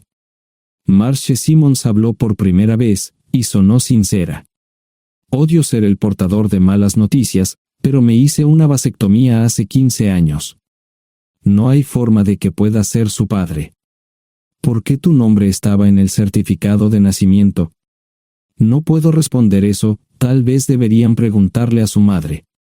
Esa afirmación fue recibida con silencio. Sentí pena por estas personas, pero no sabía cómo ayudarles. ¿Cuál es el nombre de la madre? Sarah Lise Terrell. No encontraba las palabras. Tal vez no debería haber tomado esas malditas pastillas de ella, por supuesto, entonces esas personas no tendrían una hija en absoluto. Todo lo que pensaba que había superado el dolor, y aquí está de nuevo, viejos recuerdos de mi esposa teniendo relaciones sexuales con ese maldito político de Filadelfia. Estaba empezando a olvidarlo todo, y ahora estaba de vuelta. Maldita sea. Ahora entiendo y pido disculpas por mi grosería e insensibilidad. Haré todo lo que esté en mi poder para ayudarles. En primer lugar, porque no puede Sara hacerse un trasplante de médula ósea. Médicamente, no puede. ¿Por qué no? Es madre, tiene que ser una donante adecuada. Ella es una donante adecuada, pero está demasiado enferma. Los médicos se negaron siquiera a considerar utilizarla. ¿Enferma de qué? Está muriendo de insuficiencia hepática. Le quedan menos de 6 meses de vida. Esto no tiene sentido. Siempre ha estado perfectamente sana. Además, no creo que un hígado enfermo le impida donar médula ósea. El hospital no aceptará su firma en el formulario de consentimiento. ¿Estás diciendo que hay algo mal en su cabeza? Ambos me miraron en silencio, sabían la respuesta, pero no querían decirlo. En ese momento, no quería que se sintieran aún más incómodos. Hace 10 minutos, no me importaban, pero ahora sentía que tenía que protegerlos y ayudarlos. ¿Cómo sucedió esto? ¿Podría alguno de mis hijos ayudar? Quizás, pero pensamos que eras nuestra mejor esperanza. ¿Por qué no van tras su padre, su verdadero padre? Pensamos que eras tú. No tenemos ni idea de quién más podría ser. Sara no nos dijo nada sobre otro posible padre. De hecho, ella no estaba en condiciones de explicar nada, agregó Mara. Obtuvimos la mayoría de nuestra información de la agencia de adopción. Tuve que preparar café y hacer pis, permítanme un momento. Dejé a mis invitados sentados mientras preparaba el café. Solo tomó unos minutos. Mientras se preparaba, fui al baño, algo que necesitaba hacer urgentemente. Traté de ser discreto, ya había avergonzado lo suficiente a Mara. ¿Dónde viven? En Westchester, Pensilvania. Les haré una oferta. Si les digo quién es el verdadero padre de su hija, deben prometerme que lo perseguirán sin descanso hasta obtener lo que desean. ¿De qué estás hablando? El padre de su hija es un político prominente en Pensilvania.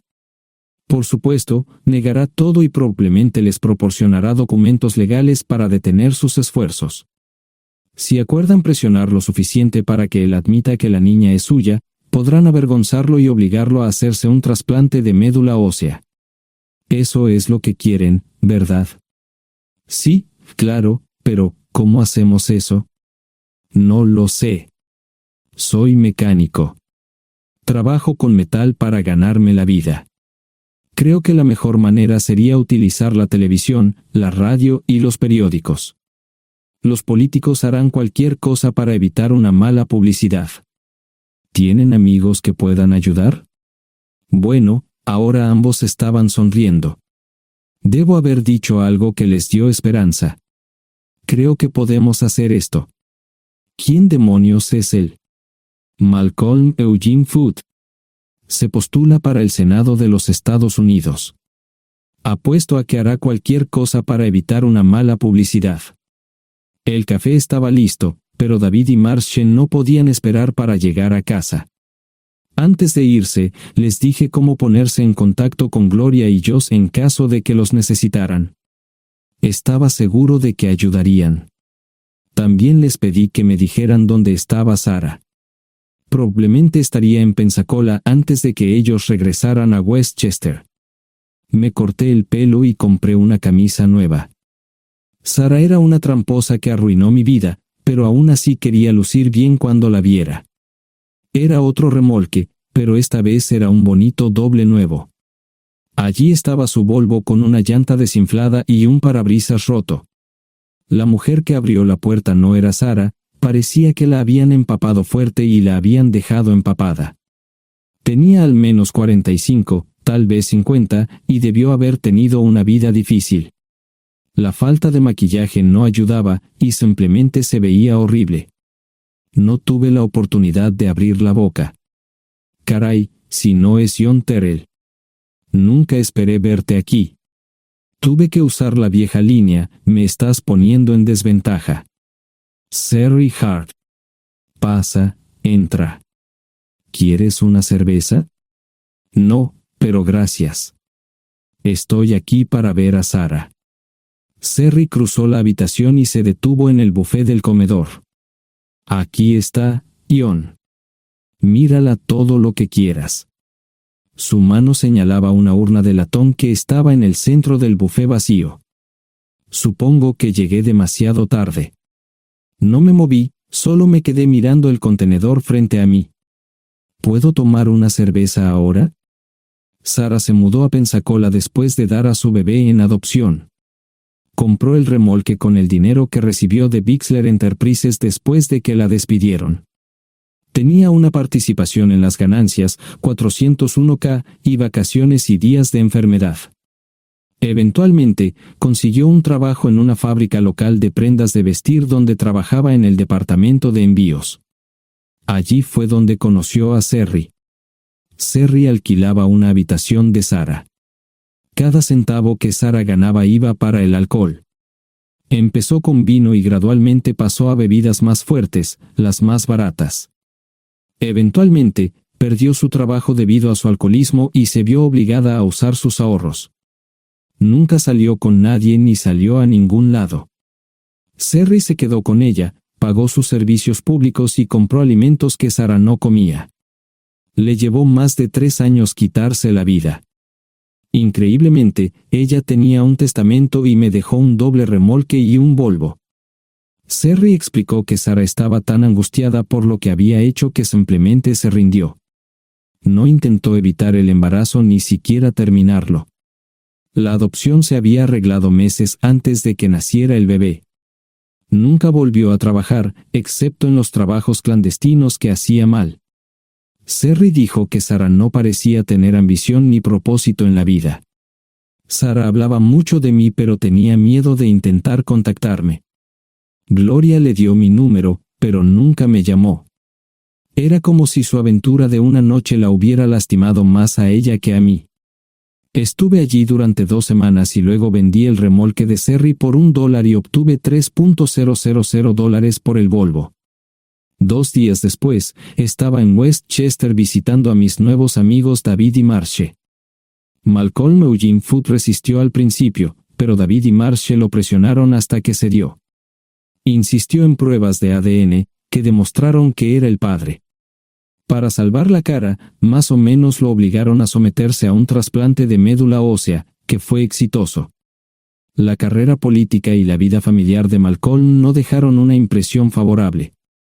Su caída en las encuestas fue tan rápida que el partido lo reemplazó por otro candidato unos meses antes de las elecciones. Su esposa solicitó el divorcio y fue muy pública al respecto. Sarah y yo estamos viajando ahora a Dallas para ver a Gloria y a mis nietos. No sé cuánto tiempo mantendré a Sarah conmigo, probablemente hasta que tenga a alguien.